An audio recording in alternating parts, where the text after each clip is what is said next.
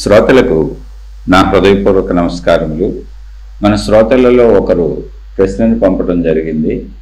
ఆ ప్రశ్న, ఆధ్యాత్మిక మార్గములో అసలైన ఆత్మజ్ఞాన సాధన ఏ వయసు నుండి చేయాలి? దీనిని వివరించగలరు? అంటే ఆత్మజ్ఞాన సాధన అని మనం చెప్పుకుంటున్నాం కదా, దీనికి వయసు ఏమన్నా ఉంటుందా? ఏ వయసు నుంచి చేయాలి? ఇది వారి ప్రశ్న. ఆత్మజ్ఞాన సాధన అనేది కేవలము భావరూప సాధన. ముందు అర్థం చేసుకోండి. అంటే జ్ఞానముతో మాత్రమే దాన్ని గ్రహించగలం. అది పదార్థం కాదు, అది విషయం కాదు, అది అర్థం చేసుకోవలసిన విషయం. అర్థం చేసుకోవటం అంటే ఏంటి? కేవలము మేధాశక్తితో, ప్రజ్ఞతో, తెలివితో, జ్ఞానంతో, భావంతో, ఊహతో, ఇలా ఆ విధాలుగా మాత్రమే దాన్ని గ్రహించగలం. ఎందుకంటే అక్కడ ఆధారత లేదు, వస్తురూపం కాదు, అది పదార్థం కాదు. అది ఇది ఆత్మను చూపించడానికి అక్కడ ఏం లేదు. దాన్ని వెతుక్కుంటూ అన్వేషించుకుంటూ వెళ్ళినప్పుడు అది పంచేంద్రియములకు అందకుండా కేవలం భావంలో జ్ఞానానికి అందేలా ఉంది. మన శీర్షికలన్నీ వింటూ ఉంటారు కాబట్టి అది మీకు అర్థమవుతుంది.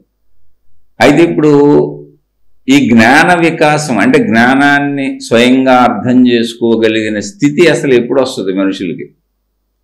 దాన్ని బట్టి ఇప్పుడు కూడా పెద్దవాళ్ళు కూడా, చాలామంది పెద్దవాళ్ళకి ఆత్మజ్ఞానం అర్థం కాదు. చాలా పెద్ద వయసు ఉంటుంది, చెప్పినా అర్థం కాదు. ఎందుకనంటే వాళ్ళు దేహ భావనలో విపరీతంగా ఉంటారు.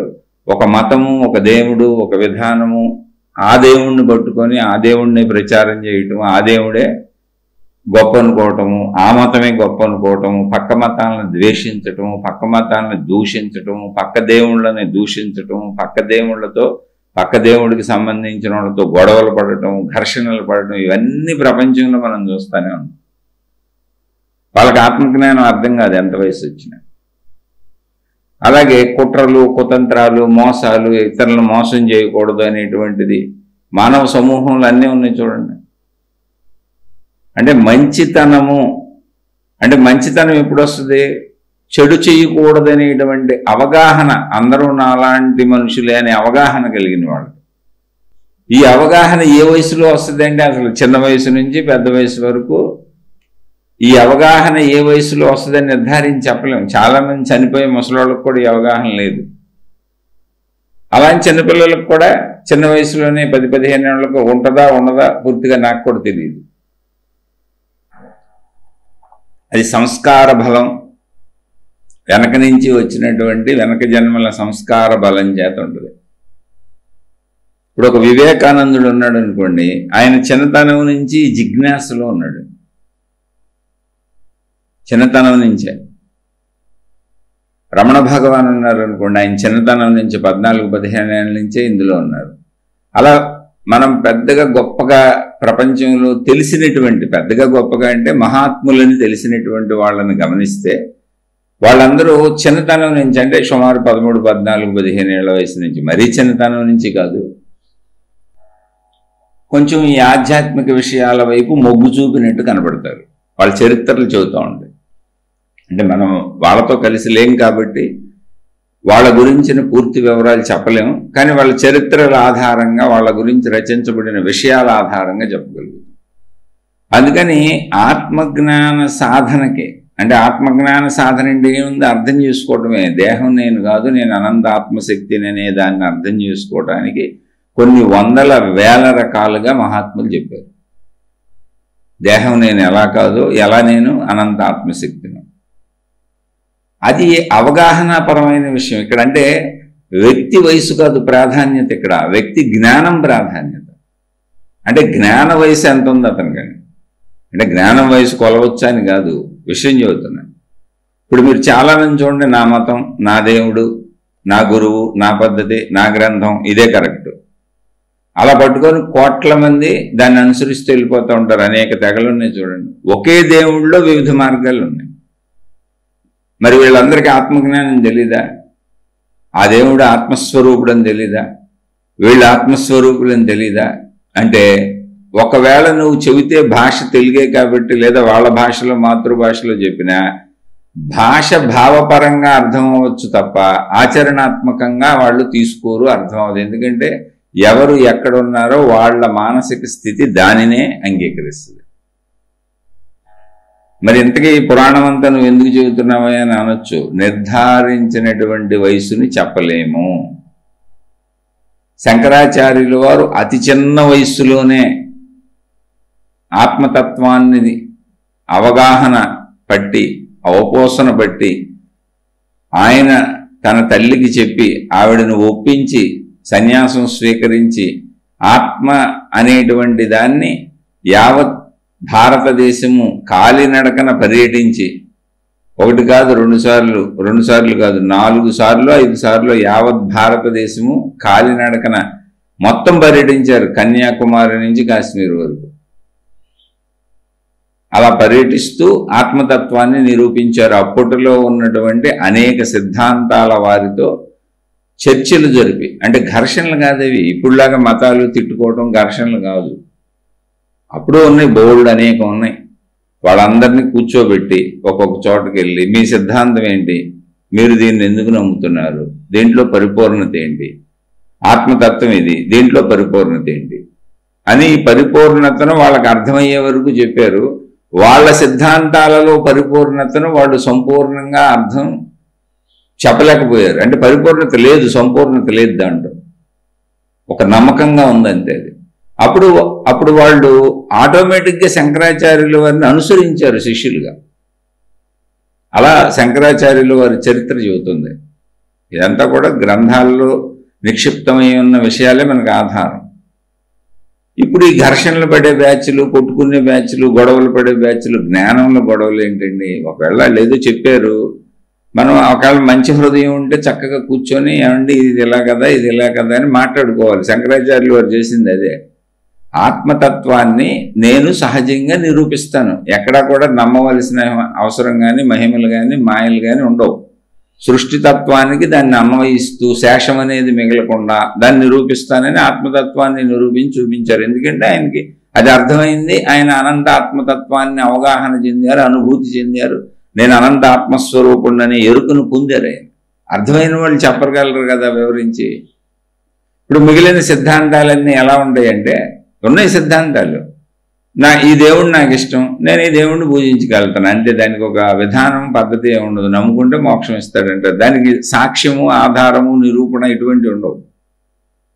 ఆత్మతత్వం అలా కాదు. నువ్వు గుడ్డిగా నమ్మమని చెప్పే విషయం కాదు అసలు అది. అలానే నేను నమ్మకాలను తప్పు పట్టట్లా, దేవుడిని తప్పు పట్టట్లా, మతాలను తప్పు పట్టట్లా. ఆత్మతత్వం అనేది ఏంటంటే, ఇప్పుడు వెలుగు ఉన్నది, వెలుగు సూర్యుడి నుంచి వస్తున్నది అంతే. అదొక సత్యం, అద్భుతమైన సత్యం. ఈ సత్యానికి నిరూపణ అవసరం ఉందా? ఈ సత్యాన్ని ఎవరైనా నిరూపించాలా, నమ్మించాలా? దాని గురించి ఎవరైనా సరే నువ్వు నమ్మునాయన అని చెప్పాలా? ఎందుకు? అక్కడ వెలుగు కనపడుతుంది, వెలుగు ఆధారంగా సూర్యుడు కనపడుతున్నాడు. సింపుల్ అంతే. ఇప్పుడు నమ్మించేది తత్వం ఎలా ఉంటుందో చెబుతాను. సూర్యుడు సాయంత్రం వెళ్ళిపోయాడు, చీకటి వచ్చింది. ఎవరో చెప్పారు సూర్యుడు వెలుగుని ఎలా పంపాడు, చీకటిని పంపే దేవుడు ఒక ఆయన ఉన్నాడు అక్కడ, చీకటిని పంపుతున్నాడు సూర్యుడిలాగానే అని. ఆయనకు కూడా ఒక పేరు పెడదామని చెప్పి సూర్యుడికి ఆపోజిట్ పేరు ఏదో ఒకటి పెట్టాడు, చీకటి దేవుడు. చీకటి దేవుడు చీకటిని పంపుతున్నాడు, వెలుగు దేవుడు వెలుగుని పంపుతున్నాడు. ఇప్పుడు సూర్యుడు లేని పేరు కూడా లేదు, వెలుగు దేవుడు ఈయన, ఆయన చీకటి దేవుడు. వెలుగు దేవుడు పగలంతా చూసుకుంటాడు, చీకటి దేవుడు రాత్రి అంతా చూసుకుంటాడని ఒక మతం, గ్రంథాలు తయారైనాయి అనుకుందాం. మనమే తయారు చేయొచ్చేముందానికి? చీకటిది ఇప్పుడు వెలుగు ఎలా వస్తుందో చీకటిని అలా పంపుతున్నారంటే నమ్మే అమాయకులు చాలామంది ఉంటారు. కానీ వాస్తవ సత్యం ఏంటంటే, నమ్మకం కాదు, వాస్తవ సత్యం ఏంటంటే అసలు సూర్యుడు వస్తున్నాడు వెళుతున్నాడు అనేది కూడా వాస్తవ సత్యం కాదు. సూర్యోదయం సూర్యాస్తమయం అంటాం మనం, అది వాస్తవ సత్యం కాదు అసలు. అది వ్యావహారిక సత్యం. భూమి మీద ఉన్నటువంటి మనకి అది అలా కనపడుతుంది. కానీ నిజంగా సూర్యుడు రావటం లేదు, సూర్యుడు పోవటం లేదు. భూమి తన చుట్టూ తాను గుండ్రంగా తిరుగుతుంది, 1000 కిలోమీటర్ల స్పీడ్లో తిరుగుతుంది. అదేంటంటే బాబు అంత వేగంగా తిరుగుతుంటే బస్సుల్లో, రైళ్లల్లో, విమానాల్లో వెళ్తుంటే మనకు అసలు కన్ఫ్యూజ్ అయిపోతాం, కంగారు పడిపోతాం, ఒడిదుడుగులకు లోనైపోతాం. మనకు తెలుస్తుంది కదులుతున్నట్టు, మరి ఇక్కడ ఎందుకు తెలుస్తులేదండి అనే సందేహం కూడా మీకు రావచ్చు. అంటే అవన్నీ సైజుల్లో చిన్నవి, అందుకని అవి కదులుతుంటే మనకు తెలుస్తుంది. భూమి ఎంత సైజులో ఉంది అంటే సైజుని నేను చెప్పలేను, నేను కొలతలేదు, నాకు తెలియదు. సైజుని బహుశా ఎవరు చెప్పలేకపోవచ్చు, ఎందుకంటే భూమికి బయటకు వెళ్ళి కొలతేసి రావాలిగా. కానీ భూమి అనేది ఎంత ఉంది అంటే మనం అందులో ఒక చిన్న ధూళికణం అవటం వలన దాని వేగము, దాని కదలిక, అది తిరుగుతున్నట్టు అసలు మనకు తెలియట్లా, మనకు స్థిరంగా ఉన్నట్టుంది, కదలకుండా స్థిరంగా ఉన్నట్టు మనకు అనిపిస్తుంది. అంటే ఇది ఎలా అర్థం చేసుకోవాలి దీన్ని అంటే, మన భుజం మీద ఒక చీమ పాకుతుంది, అయితే మనం చొక్కా వేసుకొని ఉన్నాం, బట్టల పైన చీమ పాకుతుంది, మనకు తెలుస్తుంది అసలు చీమ పాకుతున్నట్టు తెలియదు, చీమకు మనం మనిషిని తెలియదు, అది పాక్కుంటూ పోతుందండి. ఇప్పుడు అలా పాకుతుంది చీమ, మనం ఒక స్కూటరో, మోటార్ సైకిల్, కారో తీసుకొని ఎక్కి స్టార్ట్ చేసుకు వెళ్ళిపోతున్నాం, మనం కదులుతూ వెళ్ళిపోతున్నాం. చీమకు తెలుసా మనం కదులుతూ వెళ్ళిపోతున్నాం అని తెలియదు, అది మనం మనిషిని కూడా తెలియదు. మనిషిని తెలిస్తే అసలు మన మీద పాకడం మన దగ్గరికి రాదు, ఎందుకంటే అది చీమట కుట్టగానే దాని స్పర్శ తెలియగానే చంపేస్తాం మనం, దానికి మనం కదిలి వెళ్తున్నట్టు కూడా తెలియదు. అందుకని అది మన మీద కదులుతూ తిరుగుతూ ఉంటుంది. అంటే మనకు ఆ స్పర్శ తెలిసినప్పుడు దాన్ని దులిపేస్తాం మనం, అప్పుడు అది ఏదో ప్రళయానికి లోనవుద్ది, ఏదో జరిగిపోయిందని. ఏం జరిగిందో దానికి అప్పటికే తెలియదు. అలాగే ఏంటి, ఇది పోలిక మాత్రమే. ఇంకా మనము చీమ పోల్చుకున్నప్పుడు కనీసం చీమ మనకి ఒక పోలిక ఉదాహరణలో కొంచెం చీమ కనపడుతుంది. భూమిని మొత్తం చూసి మనిషి అని మనం అన్నప్పుడు అసలు మనం ధూళికణం కింద కూడా కనపడం, ఇసుక రేణువులో 1,00,000 వంతు 1,00,000 వంతు కూడా ఉండం మనం, ఏంటి భూమితో పోల్చుకుంటాం. అందుకని దాని కదలిక మనకు తెలియట్లేదు. సైజు మన సైజు చిన్నది, దాని సైజు పెద్దది, మీకు అర్థం అవ్వాలంటే. అంటే అంత పెద్దది అవడం వలన దాని కదలిక మనకు అసలు తెలియటం లేదు, ఒకటే. రెండోది తన చుట్టూ తాను తిరుగుతూ సూర్యుడు చుట్టూ తిరుగుతుంది. మళ్ళీ ఒకే చోట గుండ్రంగా తిరగట్లా, తన చుట్టూ తాను తిరుగుతూ కదులుతూ సూర్యుడు చుట్టూ తిరుగుతుంది. ఇలా సూర్యుడు చుట్టూ అది మొత్తం తిరిగి రావడానికి 1 సంవత్సరం పడుతుంది. అదే సంవత్సరం మనం పెట్టుకున్న 12 నెలలు. దాన్ని పెట్టే రాసులు, గ్రహాలు, ఇవన్నీ జ్యోతిష్ శాస్త్రం అంతా దాని మీద ఆధారపడిందే. రాసులు విభజన చేశారు, నక్షత్రాలు పెట్టారు, ఫలానా రోజు ఫలానా నక్షత్రం ఉంటుందని నక్షత్రాలు పెట్టారు. 27 నక్షత్రాలు, అదే నెల వస్తుంది మనకి. నెలకు 30 రోజులు ఉంటాయి చూడండి, 27 నక్షత్రాలు కొంచెం అటు ఇటుగా నెలకు సరిపోతాయి, ఓ రోజు అటు ఇటు ఉండొచ్చు. ఇది పూర్వకాలపు లెక్కలు. అంటే ఈ ఇంగ్లీష్ క్యాలెండర్ రాకముందు, జనవరి, ఫిబ్రవరి, మార్చి అని రాకముందు మనకున్నది అది. దాని ఆధారంగానే ఇవన్నీ తయారు చేసుకున్నారు. కాకపోతే ఇక్కడ ఆ లెక్కలు ఉండవు, ఈ లెక్కలు వేరుగా ఉంటాయి, అన్ని అంకెలు పెట్టుకున్నారు. అక్కడ విధానం అది 27 నక్షత్రాలు, నక్షత్రానికి 4 పాదాలు. అంటే ఒక్కొక్క నక్షత్రాన్ని 4 భాగాలు చేశారు. ఆ 4 భాగాలు ఒక్కొక్క రోజులో ఎంత ఉంటుంది అని డివైడ్ చేసుకుంటూ వస్తే 27 నక్షత్రాలు 30 రోజులకి ఇంచుమించుగా నెలకి దగ్గరగా అటు ఇటు సరిపోతుంది. అది ఎప్పుడెప్పుడు వస్తుంది, ఎప్పుడెప్పుడు వెళ్తుంది అని మీకు క్యాలెండర్లో ఉంటాయి, పంచాంగాల్లో ఉంటాయి.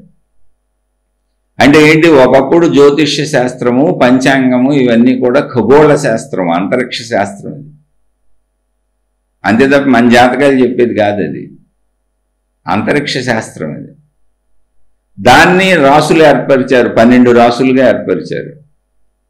ఈ నక్షత్రాలకు సంబంధించిన విధానాలన్నింటినీ 12 రాసులలోకి తీసుకొచ్చారు. ఈ 12 రాసులు ఏంటి మనకి, జనవరి, ఫిబ్రవరి, మార్చి, April, May, June, July, August, September, October, November, December. 12 రాసులు 12 నెలలు. ఆ 12 రాసుల చక్రము తిరిగి వచ్చేటప్పటికి సంవత్సరం అవుతుంది. అంటే భూమి ఒక రౌండ్ కొట్టి వచ్చేటప్పటికి సూర్యుడి చుట్టూ సంవత్సరం అవుతుంది.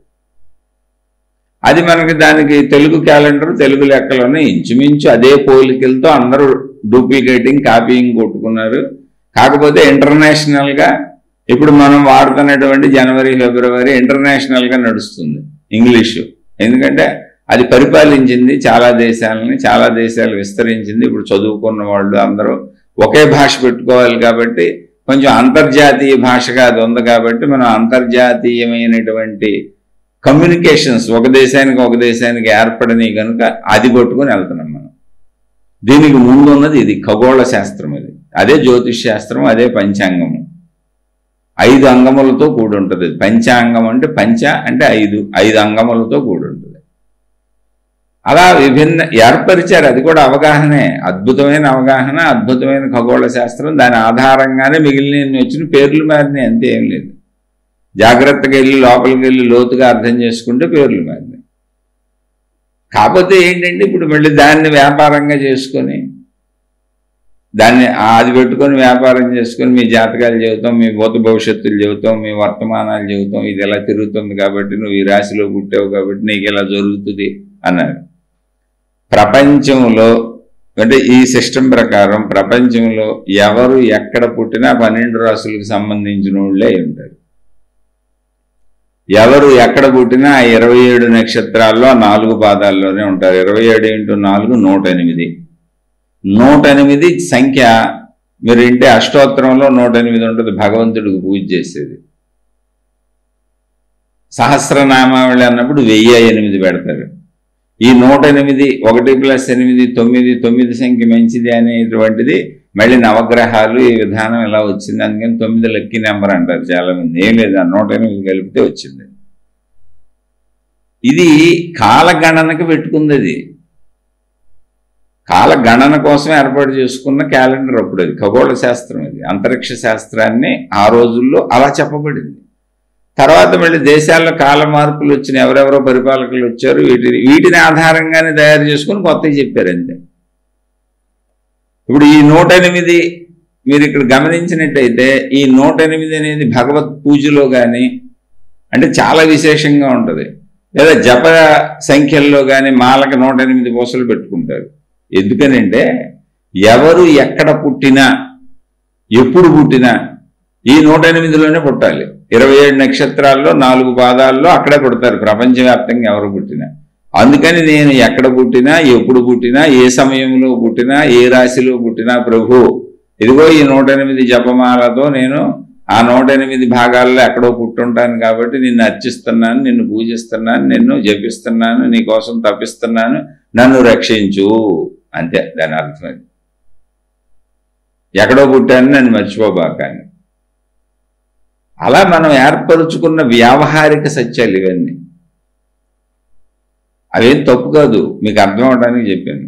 ఇలా భూమి తిరుగుతుంది ఎంతకే, తన చుట్టూ తాను తిరుగుతూ సూర్యుడి చుట్టూ తిరుగుతుంది. భూమి బంతిలాగా గోళాకృతిగా ఉండటం వలన, బంతిలాగా గోళాకృతిగా ఉన్నప్పుడు ఏమైంది, ఆ గుండ్రటితనంలో ఒకవైపు వెలుగు పడుతుంది, ఒకవైపు వెలుగు పడదు, అంతే. అది కదులుతూ ఉండటం వలన మనకి ఉదయం వచ్చినట్టు అలా జరుగుతున్నట్టు, సూర్యుడు నడినెత్తికి వస్తున్నట్టు, మధ్యాహ్న సూర్యుడైనట్టు అలా తగ్గుతూ తగ్గుతూ సాయంత్రం అవుతున్నట్టు, అస్తమయం అవుతున్నట్టు, అలా ప్రతి నిమిషము ప్రతి గంట సూర్యుడు కదులుతున్నట్టు కనపడుతుంది మనకి. ఎందుకే కదులుతుంది భూమి, ప్రతి సెకను కదులుతుంది. అసలు భూమి కదులుతుందని మనకు తెలీదు. సూర్యాస్తమయం సూర్యోదయం అని రాసేసుకున్నాం, అసలు మొత్తం రివర్స్లో ఉంది. అది సూర్యాస్తమయం కాదు, సూర్యోదయం కాదు, భూ కదలిక. కానీ మనం అనుభవించేటప్పుడు అది సూర్యుడే వస్తున్నాడు, సూర్యుడే వెళ్తున్నాడు, వెలుగు వస్తుంది, వెలుగు పోతుంది. కాబట్టి మన అనుభవం వెలుగు రావటం వెలుగు పోవటం కాబట్టి అనుభవం పేరు పెట్టుకున్నాం, సూర్యాస్తమయం సూర్యోదయం. తప్పు కాదు అది. అలా భావాలు ఇవన్నీ.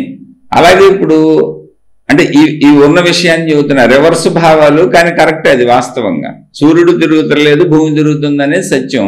కానీ మనకు కనపడేటప్పుడు అనుభవ సత్యం ఏంటి, సూర్యుడు వస్తున్నాడు, సూర్యుడు పోతున్నాడు. దేనివలన, భూమి తిరగటం వలన. అప్పుడు మనం ఏదైనా భూమికి సంబంధించిన పేర్లు పెట్టుకోవాలి, కానీ వచ్చిపోయేది సూర్యుడే కదా. అందుకని సూర్యాస్తమయం సూర్యోదయం అని సూర్యుడినే పెట్టుకున్నాం. జరుగుతుంది అదే, జరుగుతున్న సంఘటన అయితే అదే, కానీ తిరగటం భూమి. అంటే మనం తిరుగుతున్నాం. భూమి అంటే ఏంటి, భూమిలో ఉన్న మనం తిరుగుతున్నాం.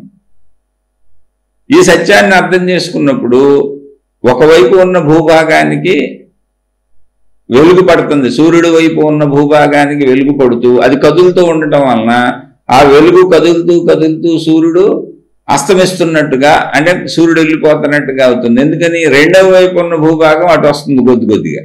ఎందుకని భూమి తిరుగుతుంది. భూమి ఒకసారి తన చుట్టూ తాను తిరగడానికి 24 గంటలు పడుతుంది. పైన ఏదో నిమిషాలు సెకండ్లు ఉన్నాయి, 24 గంటలు పక్కాగా తీసుకోవాలి. అప్పుడు ఇప్పటి వరకు చీకటిలో ఉన్న భూభాగం వెలుగులోకి వస్తుంది. అంటే భూమికి రెండవ సైడ్ వెనక భాగం. అప్పుడు మనం ఏమనుకుంటున్నాం, ఇప్పుడు దాకా వెలుగులో ఉన్న భాగం చీకటిలోకి వెళ్ళిపోతుంది.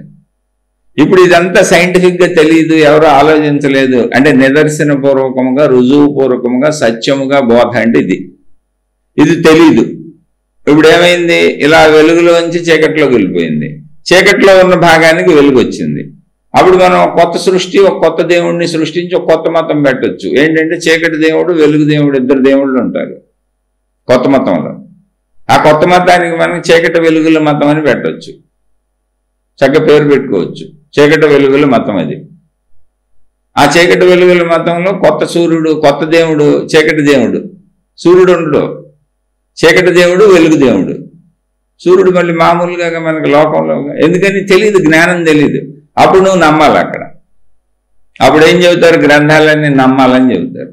నమ్మకానికి ఆధారం ఉందని చెబుతారు, అది కూడా నిరూపణ అని చెబుతారు. ఇదిగో నిరూపించాం చూడు, నీకు చీకటి వస్తుంది వెలుగు వస్తుంది, లేనిది ఎక్కడ చెబుతున్నాం మేము అని.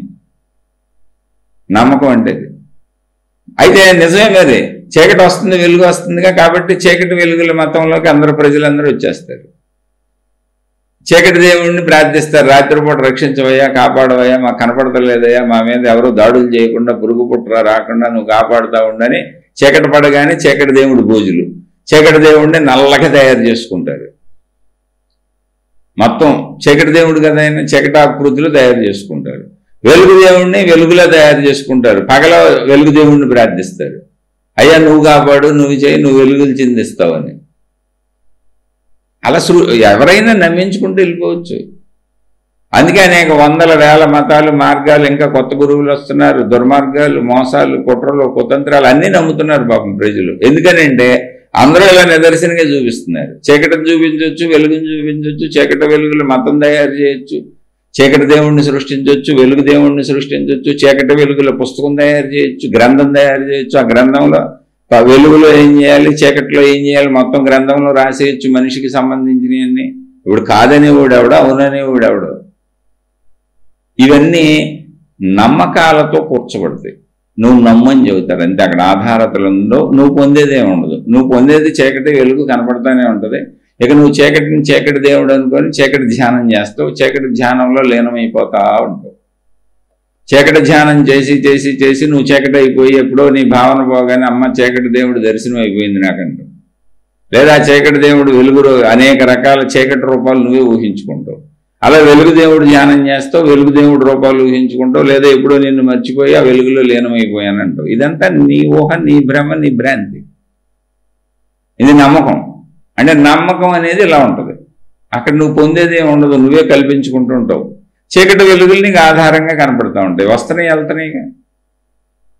కానీ ఒరిజినల్ సత్యం ఏంటి అంటే ఎప్పటికీ మనం చూడలేని సత్యం అది. ఒరిజినల్ సత్యం సైంటిస్టులు చెప్పారు, దీన్ని పూర్వ మహాత్ములు కనుక్కున్నారు. భూమి తిరుగుతుంది, భూమి తిరగడం వలన సూర్య వెలుగు, భూమి గుండ్రంగా ఉండడం వలన సూర్య వెలుగు ఒకవైపు పడటం వలన, భూమి నిరంతరం తిరుగుతూనే ఉండటం వలన సూర్యుడు కదులుతున్నట్లుగా, సూర్య గమనం ఉన్నట్టుగా అనిపిస్తున్నది. అది సూర్యాస్తమయం, సూర్యోదయం లాగా అనిపిస్తున్నది. ఇది నిజం. ఈ నిజం ఎక్కడ తెలియాలి? జ్ఞానంలో తెలియాలి. అది దర్శనం కాదు, జ్ఞాన దర్శనం. అది భౌతిక దర్శనం కాదు. భౌతిక దర్శనం ఏంటి? చీకటి దేవుడు, వెలుగు దేవుడు భౌతిక దర్శనం, భౌతిక దర్శనమే. అందుకని చీకటి వెలుగుల మతం ఉంటుంది. అలా ఎవరికాళ్ళు ఒక దేవుడిని పెట్టుకుని ఒక మతాన్ని తయారు చేసేసుకొని వాళ్ళే మత పుస్తకాలు రాసేసుకొని కొంతమంది సమూహాన్ని తయారు చేసుకెళ్ళిపోతుండొచ్చు. కానీ వాస్తవ సత్యం ఏంటి అన్నప్పుడు చీకటి లేదు, వెలుగు లేదు, అసలు చీకటి దేవుడే లేడు, ఉన్నది ఒకటే వెలుగు. వెలుగు లేకపోవడాన్ని చీకటి అన్నారు, ఉన్నది ఒకటే వెలుగు. ఆ వెలుగు దేవుడు అప్పుడు వెలుగు దేవుడు అందామంటే సూర్యుడు. సూర్యుడు ఒక్కడే ఉన్నాడంటే అలాంటి సూర్యులు కోటాను కోట్ల మంది ఉన్నారు. అబ్బో ఎన్నో గ్రహాలు, గోళాలు, నక్షత్రాలు ఎన్నో ఉన్నాయి. ఇటువంటి సూర్యులు ఎంతో మంది ఉన్నారు. ఇప్పుడు ఈ సూర్యుడు చుట్టూ తిరుగుతున్నటువంటి నక్షత్ర సమూహం ఏదుందో అంటే గ్రహాలు, గోళాలు ఏముందో ఒక గ్యాలక్సీ అంటారు దాన్ని, ఒక పాలపొంత. ఇలాంటి పాలపొంతలో 1000 కోట్లు ఉన్నాయి, లక్షలు ఉన్నాయని చెబుతున్నారు సైన్స్లో.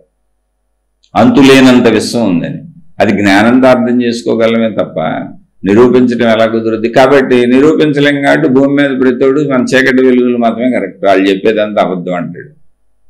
ఈ చీకటి వెలుగుల మతం, చీకటి దేవుడు వెలుగు దేవుడితో వీళ్ళు విరాజీలతో వెళ్ళిపోతూ ఉంటారు. దక్షిణలు, తాంబూలాలు, చక్కగా ప్రజల దగ్గర డబ్బులు, చిల్లర, వాళ్ళ వెనక సమూహం, వాళ్ళకి పాద పూజలు, వాళ్ళకి నమస్కారాలు, వాళ్ళు పెద్ద పెద్ద చీకటి గురువులు, వెలుగు గురువులు, చీకటి మాతలు, వెలుగు మాతలు, ఇలా రకరకాలు తెగలగా అది ఇంకా మళ్ళీ అందులో శాఖోపశాఖలు చీల్చుకుంటూ చీకటి గొప్పని కొంతమంది, వెలుగు గొప్పని కొంతమంది, చీకటి దేవుడికి వెలుగు దేవుడికి సంధ్యా సమయంలో యుద్ధాలు జరుగుతాయని ఎన్ని కథలైనా రాయించక మనం. ఇది నమ్మకం.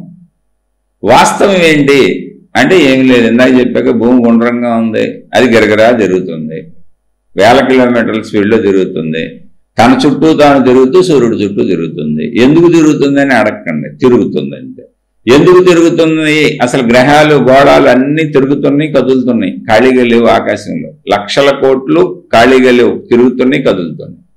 మనం ఇప్పుడు మనుషులను తిరుగుతూ కదులుతూ ఎలా ఉన్నామో అలాగే ఉన్నాయి. అవి ఎందుకు ఉన్నాయి అంటే సైంటిఫిక్గా వాటికి ఆకర్షణ ఒకటి ఏదో ఉన్నది, ఒకదాన్ని ఒకటి ఆకర్షించుకుంటున్నది, అందుకని అలా జరుగుతుంది అని చెప్పారు. అంటే స్త్రీ పురుష ఆకర్షణ ఎలాగో నా బిడ్డ, నా భార్య, నా భర్త, మా అమ్మ, మా నాన్న, నా స్నేహితుడు అనేటువంటి ఆకర్షణ ఎలాగో ఇంద్రియాలకు బయట ఇంద్రియ వస్తువులు తినేవి, తాగేవి కావాలి అనే ఆకర్షణ ఎలాగో మనకన్నీ ఆకర్షణలే. చూడండి, అంటే సృష్టి మొత్తం ఆకర్షణ ఉంది. ఇప్పుడు భూమికి పైకి ఏదన్నా వస్తువు వేస్తే కిందకి పడుతుంది అన్నారు, గ్రావిటీ అన్నారు. గ్రావిటీ అంటే ఏంటి? కిందకి భూమి ఆకర్షించుకుంటుంది. ఆకర్షించుకోవడం అంటే ఏంటి? భూమికి సంబంధించినవన్నీ భూమి మీద నిలబడాల్సినవన్నీ, భూమి మీద ఉండాల్సినవన్నీ భూమి మీదే ఉండాలని నిర్ణయం కనుక భూమి వాటిని అన్నింటినీ తనలో ఉంచుకుంటుంది. ఆ ఆకర్షక శక్తిని దాటేసి, ఆ పరిధి దాటేసి ఆకాశంలోకి వెళ్ళిపోతే మనిషి గాలిలో నడవచ్చు. కాకపోతే మనిషి బతకడానికి అవసరమైనటువంటి ఆక్సిజన్ అక్కడ లేదు. అంటే భూమి ఆకర్షణ శక్తి తగ్గిపోయింది అక్కడికి. అంటే భూమి పరిధి అంతవరకే. ఇలా సృష్టి ఆకర్షణలో ఉంది. అంటే ఆకర్షణ అంటే ఏంటి? ఇప్పుడు చూడండి, ఒక స్త్రీ, ఒక పురుషుడు ఆకర్షణ ఉంటుంది. ఎవరి మీద ఆకర్షణ ఉంటుంది? మనకు అందుబాటులో ఉన్న వాళ్ళ మీద ఆకర్షణ ఉంటుంది. మనకు అందుబాటులో లేని, ఎక్కడో తెలియని దూరంగా ఉన్న వాళ్ళ మీద ఆకర్షణ ఎలా ఉంటుంది? అలాగే భూమి ఆకర్షణ శక్తి దానికి అందుబాటులో ఉన్న పరిధి వరకు ఉంది. దానికి అందుబాటులో లేని పరిధి మీద భూమి ఆకర్షణ శక్తి లేదు. కాకపోతే భూమి అనేది చాలా పెద్దది, మనుషులు అనేవాళ్ళు చాలా చిన్నవాళ్ళు. కాబట్టి మీకు అర్థం అవడానికి ఊరికి నేను చెప్పాను. అలాగే ఇప్పుడు సాగుతున్నటువంటి అనేక మతాలు, మత విధానాలు, దేవుళ్ళు, దైవ విధానాలు, ఇవన్నీ కూడా చీకటి వెలుగుల మతాలులా మనం ఎన్నైనా సృష్టించుకోవచ్చు. అవి అబద్ధము, తప్పని నేను చెప్పట్లా, అవి నమ్మకాలు. ఆత్మజ్ఞానం అనేది సత్యము, అది నేను చెప్పేది. అలానే వాటిని విమర్శించట్లా, అవన్నీ నిన్న ఆత్మజ్ఞానంలోకి తీసుకొస్తాయి. ఇప్పుడు మీరు మతంలోకి వెళ్ళారు, విధానాల్లోకి వెళ్ళారు, దేవుళ్ళలోకి వెళ్ళారు, ఒక దేవుడిని అనుసరిస్తూ వెళ్ళారు. అసలు దేవుడు అనే వ్యవస్థ ఎందుకు వచ్చింది అంటే అనంతంగా ఉన్నదంతా ఒకటే శక్తి అంటే తెలియట్లేదు. ఇప్పుడు భూమి సూర్యుడి చుట్టూ తిరుగుతుందంటే మనకు తెలుసుదా? ఎప్పటికైనా తెలుస్తుందా? పోనీ ఎప్పటికైనా చూడగలమా? మనం చూడలేము. ఇది ఎవరు చెప్పారు? సైంటిస్టులు చెప్పారు. ఎలా చెప్పారు? ఆకాశంలోకి, అంతరిక్షంలోకి అనేక రకాలైనటువంటి యంత్ర పరికరాలను, సైంటిఫిక్ యంత్ర పరికరాలను పంపారు. ఇప్పుడు మనం ప్రపంచం అంతా వాడుకుంటున్న ఇంటర్నెట్ అనే సౌకర్యం ఆకాశములో ఉన్నటువంటి అనేక యంత్రములు అక్కడ కూర్చొని మీ పని అంతా మనకు చేసి పెడుతున్నాయి. లేదా ఇంటర్నెట్ ఉండదు అసలు. అలా భూమికి పైకి వెళ్ళిపోయి, ఆకాశంలోకి వెళ్ళిపోయి అనేక నక్షత్రాలను, గ్రహాలను, గోళాలను, చుట్టూ ఉన్న వాటిని పరిశీలించి వాటి వివరాలు సేకరించి కిందకి పంపగలిగినటువంటి టెక్నాలజీని మనిషి తయారు చేసుకున్నాడు. అందువల్ల చెబుతున్నాడు, ఈ మనిషి కూడా దూరంగా నుంచొని చూడాల. ఏ మనిషి అయినా మనలాంటి మనిషే. కానీ సైంటిస్టులు, శాస్త్రవేత్తలు అన్నప్పుడు ఏంటంటే ఆ పరిశోధన పరికరాలను తయారు చేసి ఆకాశానికి పంపారు. విమానాల్లో మనం ప్రయాణించట్లా. ఇప్పుడు నేల మీద సైకిల్ వేసుకెళ్తున్నామా? అది పరికరమేగా. మోటార్ సైకిళ్ళు వేసుకెళ్తున్నామా? కొంచెం స్పీడ్గా, అది పరికరమేగా. కార్లు వేసుకెళ్తున్నాం ఇంకొంచెం స్పీడ్గా, అది పరికరమేగా. బస్సుల్లో తిరుగుతున్నారా బోళ్ళు మంది, అది పరికరాలేగా. లారీలు వెళ్తున్నాయా? పరికరాలేగా. ట్రైన్లు వెళ్తున్నాయా? పరికరాలేగా. హెలికాప్టర్లు వెళ్తున్నాయా? అంటే నేలతో సంబంధం లేకుండా చూడండి. ఇప్పుడు ట్రైన్ వచ్చేటప్పటికే నేలతో సంబంధం లేదు, పట్టాలు వేసుకున్నారు. పట్టాల ఆధారంగానే పట్టాల మీద వెళ్ళిపోతుంది. అది నేల మీద ఆధారమే. అసలు నేలతో ఆధారం లేకుండా హెలికాప్టర్ తయారు చేశాడు, గాలిలో వెళ్ళిపోద్ది. హెలికాప్టర్ కొంచెం స్పీడ్లోనే వెళ్తుంది, కొంతమంది వెళ్తారని విమానం తయారు చేశాడు.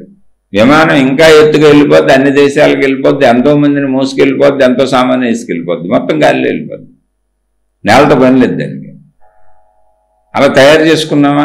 అలాగే విమానం కంటే గొప్పమైన ర్యాకెట్లు తయారు చేశాడు, ఇతర గ్రహాలకు వెళ్ళిపోతాయి. వాటికంటే గొప్పమైనటువంటి అనేక సైంటిఫిక్ పరికరాలు, ఇంకా వేగవంతమైన, ఇంకా శక్తివంతమైన తయారు చేసి చుట్టూ ఉన్న అంతరిక్షాన్ని నిరంతరం మనిషి పరిశోధిస్తున్నాడు ఇక్కడ కూర్చొని, భూమి మీద కూర్చొని. వాటి ద్వారా అంటే మనిషి తన కంటిని అంతరిక్షంలోకి పంపాడు తన ప్రజ్ఞతో. ఇప్పుడు మనిషి కన్ను ఎక్కడ ఉంది? అంతరిక్షంలో ఉంది, పరికరంలో ఉంది. ఆ కన్నులోంచి చూస్తున్నాడు దీన్ని, అది చెబుతున్నాడు. అది చెప్పినప్పుడు భూమి గుండ్రంగా తన చుట్టూ తను తిరుగుతుంది, ఎన్ని వేల కిలోమీటర్ల స్పీడ్లో తిరుగుతుంది, అన్ని పక్కా లెక్కలతో సహా చెప్పేశాడు. ఎందుకని యంత్ర పరికరం చూస్తుంది అక్కడ, మనిషి కన్ను ఆకాశంలో ఉంది, శాటిలైట్స్ వేసి కూర్చున్నారు. మీకు అర్థం అవడానికి విషయం చెబుతున్నాను అంతే. ఇప్పుడు మనకు మొత్తం మన గూగుల్ మ్యాప్స్ అని వచ్చినాయి ఫోన్లో. మనం గూగుల్ మ్యాప్ పెట్టుకుంటే ఏ ఊరిలో ఎక్కడికి మనం వెళ్ళాలో మనిషిని అడగకుండా అడ్రస్ పెట్టుకొని వెళ్ళిపోవచ్చు. ఎందుకని? పైనుంచి కనెక్షన్ మొత్తం గూగుల్ మ్యాప్లో పైనుంచి శాటిలైట్ మొత్తం కనెక్షన్స్ తీసుకొని మొత్తం రూట్లు, రోడ్లు, అడ్రస్లు అన్నీ చెప్పేస్తుంది. అది నువ్వు ఇటెళ్ళి ఎడం చేతికి తిరుగు, కుడి చేతికి తిరుగు, ఇంకో 100 మీటర్లు పైకి వెళ్తే ఎడమవైపు రోడ్డు వస్తుంది, నువ్వు వెళ్లాల్సిన దారి కూడా చెప్పేస్తుంది. అది ఓ మనిషి చెప్పినట్టు. ఇదంతా ఆకాశంలో పెట్టాడు తీసుకెళ్ళి. మనిషి తన బుర్రనే ఆకాశంలో పెట్టేశాడు తలలో. మనిషి భూమి మీద కూర్చున్నాడు, అతని జ్ఞానాన్ని తలని ఆకాశంలో పెట్టాడు, అతనికి చక్షువుని, కన్నుని ఆకాశంలో పెట్టాడు. అక్కడి నుంచి చూసి మొత్తం విషయాలు చెబుతున్నాడు. ఇది మనం ఎప్పటికీ చూడలేం, అందుకే వాళ్ళని సైంటిస్టులు అన్నారు. ఇలా పూర్వం మహాత్ములు కూడా కనుక్కున్నారు. అదే పంచాంగంలో వచ్చిన ఖగోళ శాస్త్రం, జ్యోతిష శాస్త్రం అంతా ఖగోళ శాస్త్రమే. ఇంతకు ముందు కనుక్కున్నదే, ఆ మనుషులే కంటిన్యూ అయ్యారు, పేర్లు మారినాయి, తర్వాత పరిపాలనలు మారినాయి, మధ్యలో విధానాలు మారినాయి, రకరకాల మార్పులు వచ్చినాయి, నాగరికత అన్నారు. సేమ్ అదే విధానాలను పేర్లు మార్చుకున్నాం. ఇంచుమించుగా అన్ని దగ్గరగా అన్నీ అలాగే ఉంటాయి. కానీ ఇప్పటికీ ఈ సత్యం ఎప్పటికీ మనిషి చూడలేడు. అందుకని మనిషి చూడలేడు కనుక మనిషి ఎవరైనా కొత్త వాళ్ళు వచ్చి ఆ చూడలేని విషయం అంతా అబద్ధమని, ఇక్కడ నువ్వు చూడబడుతున్న విషయమే చీకటి దేవుడు ఉన్నాడు, వెలుగు దేవుడు ఉన్నాడు, మన చీకటి వెలుగుల మతం అని సగం నల్ల రంగు సగం తెల్ల రంగు ఉన్న జెండాలు తయారు చేసి, సగం తెల్ల రంగు నల్ల రంగు ఉన్న పుస్తకాలు తయారు చేసి, మన మతం అంతా ఇంతే అని, మనం బొట్లు కూడా సగం తెల్ల రంగు బొట్టు సగం నల్ల రంగు బొట్టు పెట్టుకోవాలి, మన డ్రెస్సులు కూడా అంతేను, సగం నల్ల రంగు సగం తెల్ల రంగు అన్నీ వేసుకోవాలి అని ఇంకా కొత్త కొత్త అర్థాలు రాసి ఎన్ని తయారు చేసినా నమ్మేస్తారు. ఎందుకంటే అది వాస్తవంగా ఎక్కడ కనపడుతుంది కింద. అలా నమ్మెళ్ళిపోయే అన్ని విధానాలు, నమ్మకాలు, సత్యాలు కాదు. ఈ నమ్మకాల నుంచి సత్యానికి వెళ్ళొచ్చు. ఇప్పుడు చీకటి వెలుగుల మతం నుంచి అయినా వెళ్ళొచ్చు, అది అబద్ధపు మతమైనా వెళ్ళొచ్చు. ఎలా వెళ్ళొచ్చు అంటే అసలు చీకటి ఏంటి అని పరిశోధించుకుంటూ వెళ్ళాలి. నువ్వు చీకటి దేవుణ్ణి పూజిస్తూ ఆగిపోకూడదు, వెలుగు దేవుణ్ణి పూజిస్తూ ఆగిపోకూడదు.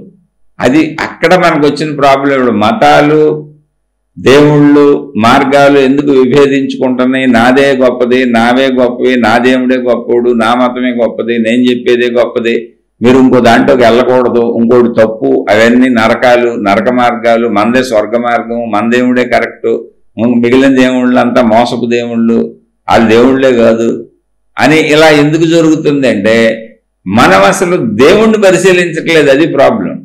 నువ్వు ఎక్కడైనా ఏ అబద్ధమవు ఏ నిజమవు, నువ్వు ఆ నమ్మకాన్ని పట్టుకొని ఆ దేవుణ్ణి పరిశీలించవు. చీకటి దేవుణ్ణి మొత్తం పరిశీలించావు, అసలు చీకటి ఎలా వస్తుందో నీవే కనుక్కుంటూ వెళ్ళిపోతావు. అప్పుడు నువ్వు సైన్స్ వరకు వెళ్ళిపోతావు, నువ్వు సైంటిస్ట్ అయిపోతావు. ఎందుకంటే ఆధారాలు తెలుసుకుంటూ ఉంటావు, ఆధారాలు ఉన్నాయి అక్కడ ప్రపంచంలో, నువ్వు ప్రయత్నించట్లా. సైంటిస్టులే చెబుతారు నీకు, దానికి సంబంధించిన గ్రంథాలు ఉన్నాయి, నువ్వేమో ఆకాశానికి ఎగరక్కర్లా, నువ్వు పరిశోధించుకుంటూ వెళ్ళి చాలు. అలా వెలుగు దేవుణ్ణి పట్టుకో, వెలుగు ఎక్కడి నుంచి వస్తుందని పరిశీలించుకుంటూ వెళ్ళు. మనం ఏం చేస్తున్నాం? వెలుగు దేవుణ్ణి కోరికలు కోరుకుంటూ, వెలుగు దేవుణ్ణి ఆరాధించుకుంటూ, కాలక్షేపం చేసుకుంటూ మన జీవితం గడుపుకుంటున్నాం. మన సుఖాలు, మన దుఃఖాలు, మన ఇంద్రియాలు. అలాగే చీకటి దేవుణ్ణి ఆరాధించుకుంటూ మన సుఖాలు, మన దుఃఖాలు, మన కోరికలు.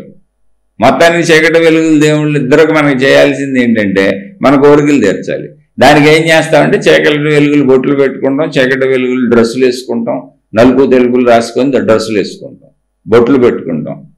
చీకటి దేవుడికి చీకటి పదార్థాలు, నల్ల పదార్థాలన్నీ ఆహారంగా పెడతాం. వెలుగు దేవుడికి వెలుగు పదార్థాలన్నీ తెల్ల పదార్థాలన్నీ ఆహారంగా పెడతాం, ఈయనకి తెల్ల పువ్వులు ఇష్టం అంటాం, ఆయనకి నల్ల పువ్వులు ఇష్టం అంటాం, ఏదో ఒకటి చేస్తాం. ఇక సృష్టి సాగుతానే ఉంటుంది, అనంతంగా సాగుద్ది. ఎందుకని నా కోరికలే అక్కడ ప్రాధాన్యత. అందుకని ఆచారం సాంప్రదాయం చీకటి వెలుగుల దేవుళ్ళకన్నీ నాకు దోచినట్టు ఎవరో తెలివిగలవాడు ఒకటి తయారు చేస్తాడు, ఆయనకు సమూహాలు వెళ్ళిపోతుంటాయి. అయితే తప్ప కానే కాదు, నీకు అర్థం కాదు కనుక భూమి తిరుగుతుందని, తన చుట్టూ తాను తిరుగుతుందని, సూర్యుడి చుట్టూ తిరుగుతుందని, అలా తిరగటం వలన ఒక సంవత్సరం ఏర్పడుతుందని, తన చుట్టూ తాను తిరగటం వలన ఒక రోజు ఏర్పడుతుందని, పగలు రాత్రి ఏర్పడుతుందని నువ్వు వెళ్ళి పైకి వెళ్ళి చూడలేవుగా. అయితే ఇక్కడ నువ్వు తెలుసుకోవచ్చు, జ్ఞానం ఉన్నది. అది ఎవరు తెలుసుకుంటారో ఆ జిజ్ఞాస ఉన్నవాళ్ళు. ఆ జిజ్ఞాస ఎవరికి ఉంటుంది? ఇక్కడ ప్రశ్న ఏంటి, ఏ వయసులో ఆత్మజ్ఞాన సాధన మొదలెట్టవచ్చు అన్నారు ఆయన. జిజ్ఞాస కలగాలిగా, అసలు నీకు ఇదంతా అర్థం అవ్వాలిగా. నువ్వు జిజ్ఞాస అంటే ఏంటి? ఇప్పుడు నువ్వు ఏ దేవుడినైనా ఆరాధించు, నువ్వు ఎక్కడ ఏ మతంలో అయినా ఉండు, ఆ దేవుడితో ఆగిపోగాక కోరికలు కోరుకుంటూ ఈ దేవుడు ఏంటి మొత్తం అని వెళ్ళి పరిశీలించుకుంటూ వెళ్ళిపో. ఈ దైవశక్తి ఏంటి, దేవుడు అనే ఆకృతి, దేవత అనే ఆకృతి కాడ ఆగిపోకుండా అసలు ఈ దేవుడు ఎవరు, ఈ దేవత ఎవరో అని నువ్వు పరిశీలించుకుంటూ వెళ్ళిపో, పరిశోధించుకుంటూ వెళ్ళిపో. పరిశీలించడం పరిశోధించడం అంటే ఏంటి? అది తయారు చేసిన మహాత్ములే దానికి ఆధారతో ఒక స్టెప్ ఇచ్చుకుంటూ వెనక్కి తీసుకెళ్లారు. ఇప్పుడు ఈ మార్గాలు తయారు చేసిన వాళ్ళు ఎవరో మహాత్ములు మనలాంటి మనుషులేగా, పూర్వపు మహాత్ములు. ఎందుకు తయారు చేశారు నీకు అర్థం కావట్లేదని. ఇప్పుడు నీకు అర్థం అవ్వాలి అంటే నువ్వు అక్కడ ఆగిపోయి కోరికలు కోరుకుంటూ నిరంతరం నాకు డబ్బు కావాలి, సుఖాలు కావాలి, నా అన్ని తీర్చు, నన్ను రక్షించు, నన్ను కాపాడు, మా ఆవిడని రక్షించు, మా కుటుంబాన్ని రక్షించు, ఇలాగే జీవితం గడిపేసుకుంటా ఉంటే నీకు ఎప్పటికీ ఆ చీకటి వెలుగుని దేవుళ్ళే నీ దేవుళ్ళే అంతే. ఇక నువ్వు ఎప్పుడు అదే అంటావు, అదే నమ్ముతావు. ఆ గ్రంథం బొట్టు, చీకటి వెలుగులు గ్రంథం బొట్టుకు తిరుగుతూ ఉంటావు, తెలుపు నలుపు బట్టలేసి తిరుగుతూ ఉంటావు, తెలుపు నలుపు బొట్లు పెట్టుకు తిరుగుతూ ఉంటావు. ఇక అంతా తెలుపు నలుపు జీవితం, ఇది బ్లాక్ అండ్ వైట్ నువ్వు అంతే. అలాగే ఉంటుంది. ఇక ఎప్పటికీ దాన్నే నమ్ముతావు, దానికోసం పోరాటాలు చేస్తావు, ఇతరులతో యుద్ధాలు చేస్తావు, నాదే రైట్ అని చెబుతూ ఉంటావు. నీకు చీకటి వెలుగుల దేవుళ్ళ దర్శనాలు కూడా అయిపోతుంటాయి. ఆ ధ్యానాలు చేస్తావు, ఆ ఊహలు ఊహించుకుంటావు, ఆ కల్పనలు కల్పించుకుంటావు, ఆ భావాల్లోకి వెళ్ళిపోతావు. ఆ దేవుళ్ళు ఆ దేవతలు దర్శనాలు అయిపోతాయి. చీకటి దేవుళ్ళు చీకటి దేవతలు, వెలుగు దేవుళ్ళు వెలుగు దేవతలు, ఇళ్ల మీద పుస్తకాలు రాస్తూ నీ అనుభవాలు రాస్తూ. ఇప్పుడు ప్రపంచం అంతా ఉన్నాయి అనుభవాలు. మళ్ళీ చెబుతున్నా, నేను ఎవరిని విమర్శించట్లా, ఇప్పుడు ఉన్నాయి తప్పని నేను అంటలా. అది మనోలోకంలో జరుగుతున్నది. వాస్తవం ఏంటి? అదే చీకటి దేవుడు, అదే వెలుగు దేవుడు, లేదా నువ్వు పట్టుకున్న ఏ దేవుడు ఏ దేవతనైనా పట్టుకొని అసలు ఆ దేవత ఎవరో దేవుడు ఎవరో అని నువ్వు కొంచెం నీ స్వార్థం వదిలి దేవుణ్ణి తెలుసుకుంటా, దేవతను తెలుసుకుంటా అని వెళ్ళి అక్కడి నుంచి మహాత్ములు నడిపించేశారు. ఇప్పుడు అమ్మవారు ఉన్నారనుకోండి, ఊరికనే అమ్మవారి రూపాలు బోల్డ్ ఉన్నాయి. అమ్మవారి మీద లలితా సహస్రనామ స్తోత్రాలు రాస్తూ అనేక స్తోత్రాలు అమ్మవార్ల మీద ఉంటాయి, అయ్యవార్ల మీద ఉంటాయి. అలా స్తోత్రాలు రాస్తూ అందులోనే కొన్ని పదాలు చేర్చారు. అంతర్ముఖ సమారాధ్య బహిర్ముఖ సుదుర్లభ అన్నారనుకోండి ఓ పదం. ఇలాంటివి చాలా ఉన్నాయి, మీకు వివరించి చెప్పాలంటే. ఆత్మజ్ఞానానికి తీసుకెళ్లే దారి. అమ్మవారు ఎక్కడుంది? ప్రార్థనాలయంలో ఎదురుగా మూర్తి ఉంది. ఆ మూర్తికి అమ్మవారికి అద్భుతమైన అలంకరణ ఉంది, వస్త్రాలంకరణ ఉంది, బంగారు నగలతో అలంకరణ ఉంది, వివిధ పూలతో అలంకరణ ఉంది. మురిసిపోతున్నాం మనం అమ్మవారిని. మన అమ్మ, మన అక్క, మన చెల్లి, స్త్రీలు మనకు తెలుసు కదా. అలా చూసి జగన్మాత, ఈ జగత్తుకే మాతని మురిసిపోతున్నాం. ఓకే, కానీ అదే అమ్మవారిని నువ్వు అలా ఆరాధిస్తూ ఆరాధిస్తూ ఆరాధిస్తూ అర్చిస్తూ అసలు ఈ అమ్మ ఎవరో అని నేను అమ్మవారిని కోరుకోవటం కాదు, అమ్మ ఎవరో తెలుసుకుంటాను, ఈ అయ్య ఎవరో తెలుసుకుంటాను, ఈ అయ్యవారు ఎవరో అమ్మవారు ఎవరో తెలుసుకుంటాను అంటే నేననే నా స్వార్థాన్ని వదిలేసి వాళ్ళని తెలుసుకుంటాను అని ఎప్పుడు నువ్వు అడిగేస్తావో అక్కడ ఎమ్మటే అక్కడ ఉంది అంతర్ముఖ సమారాధ్య బహిర్ముఖ సుదుర్లభ. ఇటువంటి వాక్యాలు వందలు వేలు లక్షలు తగులుతాయి, మనం పట్టించుకోం. అసలు అటు అర్థాలు కూడా తెలుసుకోం. అవి సంస్కృతంలో ఉన్నాయి, మనకెందుకు అనుకుంటాం. అవన్నీ పంతులు గారు చదివేస్తారు, మమ అనుకోమంటారు. మనం మమ అనుకుందాం, మనకేదో ఫలితం ఇచ్చేస్తుంది అమ్మవారు అని చెప్పి మనం మళ్ళీ మన కోరికలు మనం అన్నీ చెప్పి ఇంటికి వెళ్ళిపోతాం. నీ ధ్యాసలోనే నీవు దేవుణ్ణి పూజించినంత కాలం, నీ కోరికల కోసమే నువ్వు దైవాన్ని ఆరాధించినంత కాలం, నీదే మతమైనా ఏ దేవుడైనా ఏ దేవత అయినా నువ్వు పొందేదేమీ లేదు. ఎందుకని నీ స్వార్థంతో వెళ్ళావు అక్కడికి, నువ్వు దేవుణ్ణి తెలుసుకోవడానికి వెళ్ళా. ఇప్పుడు ప్రశ్న అడిగిన ఆయన అద్భుతమైంది ఏంటంటే ఆత్మజ్ఞానానికి వయసు ఏంటన్నారు. అసలు ఎంత వయసు వచ్చిన వాళ్ళైనా ఇక్కడే కూర్చున్నారు కోరికలు కాడ. దేవుణ్ణి తెలుసుకుందామన్న జిజ్ఞాస ఎవరికి పుట్టింది? దానికి వయసుతో నిమిత్తం లేదు. అది చిన్నప్పుడు పుట్టొచ్చు, చచ్చిపోయే రోజుకి కూడా పుట్టకపోవచ్చు.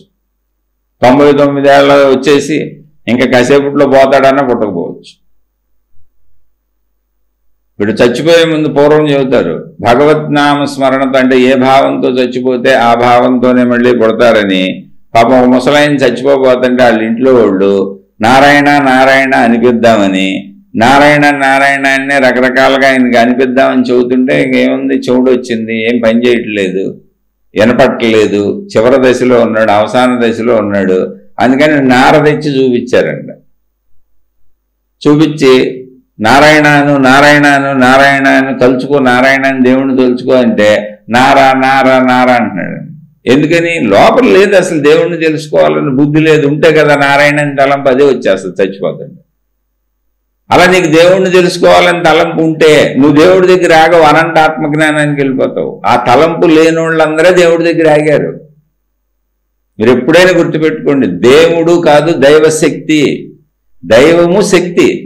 దైవశక్తిని నీకు అర్థం కావట్లేదు కనుక, నువ్వు చిన్నపిల్లడి దశలో ఉన్నావు కనుక, నీకు మనుషులు తెలుసు కనుక, స్త్రీ పురుషులు తెలుసు కనుక, ఆ స్థితిలో నీకు అర్థమయ్యేలా దేవుడు అని తయారు చేశారు. ఆ తయారు చేసినటువంటి దేవుడికే నిన్ను కొద్ది కొద్దిగా నడిపిస్తూ అర్చనలు, ఆరాధనలు, నువ్వు ఆ భావం వాళ్ళ మీద గౌరవ భావం పెంచుకునేలా చేసి, పూజనీయ భావం పెంచుకునేలా చేసి, నీకంటే గొప్పవాళ్ళు, పూజింపదగిన వాళ్ళు అని చెప్పి నిన్ను రక్షిస్తారు, కాపాడుతారని. ముందు నువ్వు మనిషిగా బలహీనుడు గనక, బలహీన మనసు గనక, బలహీన శరీరం గనక, బలహీన బుద్ధి గనుక, నీకు ఆధారత కావాలి గనుక ఆధారతగా ఆ దేవుణ్ణి, దేవతని అక్కడ కూర్చోబెట్టారు.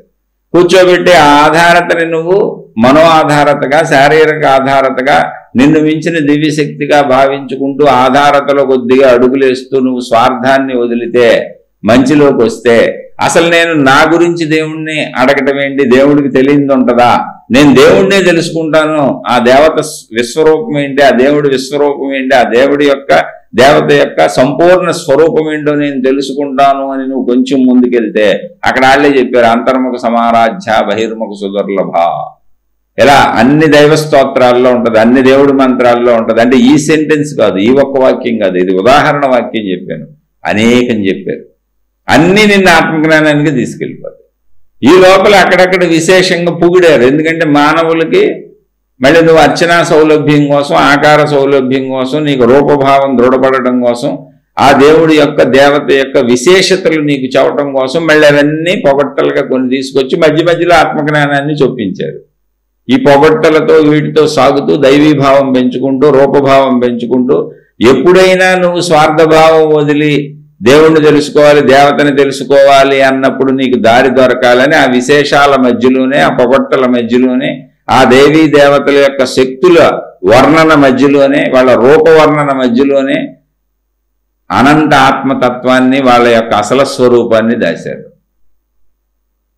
నువ్వు స్వార్థం వదిలి దేవుణ్ణి తెలుసుకుంటానన్నప్పుడు తెలుసు, దేవుడు నా కోసం అన్నప్పుడు నీకు తెలియదు అసలు. ఎందుకంటే నువ్వు దేవుణ్ణి తెలుసుకునే ప్రయత్నం చేయు, దేవుణ్ణి నీకు వాడుకుంటుంటావు. దేవుణ్ణి నాకు వాడుకుంటా, అందుకని దేవుడి పేరు మీద నేను ఒక మతం పెట్టుకుంటా, నా దేవుడే కరెక్ట్ అని చెబుతా, చీకటి వెలుగులు మతం స్థాపిస్తా, నలుపు రంగు తెలుపు రంగులు పెడతా, జెండాలు కడతా, డ్రెస్సులు వేస్తా, నలుపు తెలుపు బొట్లు పెడతా, నలుపు తెలుపు పుస్తకాలు ప్రింట్ చేస్తా, నలుపు గురించి తెలుపు గురించి రకరకాలుగా నాకు తెలిసినవన్నీ రాస్తా, నేను ఒక సమూహాన్ని తయారు చేసుకుంటా, నలుపు తెలుపు దేవుళ్ళ ఒక సమూహం మతం తయారైపోతుంది. మరి అప్పుడైనా తప్పులేదు, తయారైపోయింది కదా. నేనేం చెబుతాను, నలుపు తెలుపు దేవుళ్ళు నిన్ను, వెలుగు దేవుడు నిన్ను వెలుగులో రక్షిస్తాడు, చీకటి దేవుడు నిన్ను చీకటిలో రక్షిస్తాడు. కాబట్టి 24 గంటలు మన మతంలో నీకు రక్షణ ఉంటుందని చెబుతాను. కాబట్టి ఇప్పుడు మీరు వెలుగులో ఈ దేవుణ్ణి పూజించుకోండి, చీకటిలో ఆ దేవుణ్ణి పూజించుకోండి, మీకు ఎప్పుడూ రక్షణ ఉంది. ఇక మన మతంలో తప్ప ఎక్కడా రక్షణ లేదని చెబుతాం. ఎందుకంటే ఎక్కడైనా ప్రపంచంలో ఉండేది చీకటి వెలుగులే, ఆ నలుగు తెలుగులే. కాబట్టి అందరూ నమ్ముతారు, ఓకే అలాగైనా పర్వాలేదు. కానీ ఇది నా కోసం నేను రక్షిస్తాడు అన్నంతకాలం ఇక నేను నలుగు తెలుపుల నుంచి దాటి బయటకు వెళ్ళను. ఆ మతంలో చిక్కుకుపోతా, ఆ గురువులో చిక్కుకుపోతా, అది సృష్టించిన వాళ్ళు చిక్కుకుపోతా, అందులో ఇరుక్కుపోతా. నువ్వు ఎక్కడైనా సరే, అసలు విశ్వవ్యాప్తంగా ఒక మోసంలో అయినా, ఒక నిజంలో అయినా సరే, ఒక సత్యంలో అయినా సరే, నువ్వు నీ కోసం కాకుండా దాన్నిగా పరిశీలిస్తే మోసం నుంచి అయినా నీకున్న దారి ఒకటి. ఎందుకంటే ఉన్నది ఒకటి ఆత్మ, ఇక్కడ ఆత్మతత్వం, ఇంకేది లేదు, ఒక్కటే దారి ఉంది ఇక్కడ. ఎవరు ఎటు నుంచి ప్రయాణించినా, ఒక మోసగాడి వలలో పడిపోయి ప్రయాణించినా, ఒక నిజమైనటువంటి గురువును అనుసరించి ప్రయాణించినా, ఒక మోసపు మతము మార్గము విధానంలో ప్రయాణించినా, ఒక నిజమైన మతము మార్గము విధానంలో ప్రయాణించినా నువ్వు వెళ్ళే ప్లేస్ ఒకటే. ఎందుకని ఉన్నది ఒకటే సత్యం. ఆ సత్యాన్ని ఆధారంగానే మోసాలు సత్యాలు రెండు తయారైనాయి. కాబట్టి నువ్వు అక్కడికి వెళ్తావు. మోసాలు స్వార్థంతో తయారు చేసుకున్నారు. ఎందుకంటే వాళ్ళకి సమూహాలు కావాలి, కీర్తి ప్రతిష్టలు కావాలి, డబ్బులు కావాలి, ప్రజలను వాళ్ళ చుట్టూ తిప్పుకోవాలి, వాళ్ళు ఏదో బతికొండగానే దేవుళ్ళు అయిపోవాలి, ప్రజలను దేవుళ్ళ ఆరాధించాలి. అలా పిచ్చి కోరికలు ఉంటాయి చాలామందికి. ఎందుకంటే కీర్తికాంక్ష అంటారు దాన్ని. ధనకాంక్ష కీర్తికాంక్ష జీవితమే కాంక్ష, కడదాకా తీరదోయి నీ ఆకాంక్ష, నరకమంత నీదేలే నడవబోయి ఇలాగే, గత జన్మను గడిపావు స్వార్థంతో ఇలాగే. ఇదంతా జీవితం ఇంతే, ఇలాగే సాగుతుంది. మనందరం అంతే. ధనకాంక్ష కీర్తికాంక్ష జీవితమే కాంక్ష, నాలి నా ఇల్లు నా పిల్లలు నా వాళ్ళు, నాది నాది అనుకుంటూ నడక నీకు ఎన్నాళ్ళు. నాలి నా ఇల్లు నా పిల్లలు నా వాళ్ళు, నాది నాది అనుకుంటూ నడక నీకు ఎన్నాళ్ళు. ధనకాంక్ష కీర్తికాంక్ష జీవితమే కాంక్ష, కడదాకా తీరదోయి నీ ఆకాంక్ష, నరకమంత నీదేలే నడవబోయి ఇలాగే, గత జన్మను గడిపావు స్వార్థంతో ఇలాగే. ఇది మనం ఇలాగే వెళ్తూ ఉంటాం. ఎన్ని జన్మలు ఎత్తిన ఇలాగే సాగిపోతూ ఉంటాం. మరి ఎలాగండి ఏంటి? ఇప్పుడు ఇందులోంచి దారి ఏంటండి? బయటికి ఎలా రావాలండి? మంచి చేయి మంచి చూడు మంచి మాటలాడు, మంచిలోనే దొరుకుతాడు ఆ దైవం నీకు తోడు. మంచి దైవం. నువ్వు మంచి చేసుకుంటూ వెళ్తే మంచి ఎప్పుడు చేయగలవు? స్వార్థభావన వదిలేస్తే. స్వార్థభావన ఎప్పుడు పోతే? అందరూ నాలాంటి మనుషులేంటే. ఇప్పుడు నాలి నా ఇల్లు నా పిల్లలు నా వాళ్ళంటే వదిలేమల్లానే. వాళ్ళ కోసం ఇతరుల కుటుంబాలను బాధించొద్దు. అది ఇక్కడ చెప్పబడుతున్న సత్యం. వాళ్ళని వదిలేయమని సత్యం కాదు. నువ్వు ఎలాగో నీకు ఎలాగా వాళ్ళందరూ అలాగా. అలా బతికి చూడు, నీకు అది తెలుస్తుంది. అలా బతకాలంటే ఏంటి? ఇప్పుడు మనం ఎక్కడైనా మీరు ఏ దైవ మార్గంలోకి వెళ్ళండి, అది మోసపు గురువైనా, మోసపు మార్గమైనా, మోసపు మతమైనా, మోసపు దేవుడైనా, నీ కోసం కాకుండా దేవుణ్ణి తెలుసుకోవటం అయితే నువ్వు కరెక్ట్ మార్గంలోకి వెళ్ళిపోతావు. నిన్నెవరు మోసం చేయలేరు. నీ కోసమే అయితే నిన్ను మోసం చేస్తానే ఉంటారు, నువ్వు మోసపోతానే ఉంటావు. అది నిజ మార్గమైనా, సత్య మార్గమైనా, నిజమైనటువంటి మతమైనా, సత్య మతమైనా, నీ కోసమే అయితే నువ్వు సత్యాన్ని దర్శించలేవు. నువ్వెప్పుడు నిన్ను నువ్వే మోసం చేసుకుంటూ ఉంటావు కోరికలతో. వాళ్ళు సత్యం చెప్పినా నువ్వు తీసుకో. నీకు కావాల్సింది ఎప్పుడు నీ స్వార్థమే.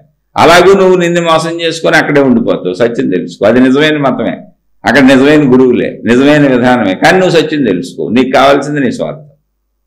రెండు రకాలుగాను నువ్వు నీ కోసమే అయితే ప్రయోజనం లేదు. నీ కోసం బతుకు, ఒక ఆలంబనగా తీసుకో. అక్కడి నుంచి ఆ తత్వాన్ని తెలుసుకుంటాను, ఆ దైవాన్ని తెలుసుకుంటానని ఎప్పుడు ఆలోచన నీకు వస్తుందో? ఎప్పుడు వస్తుంది?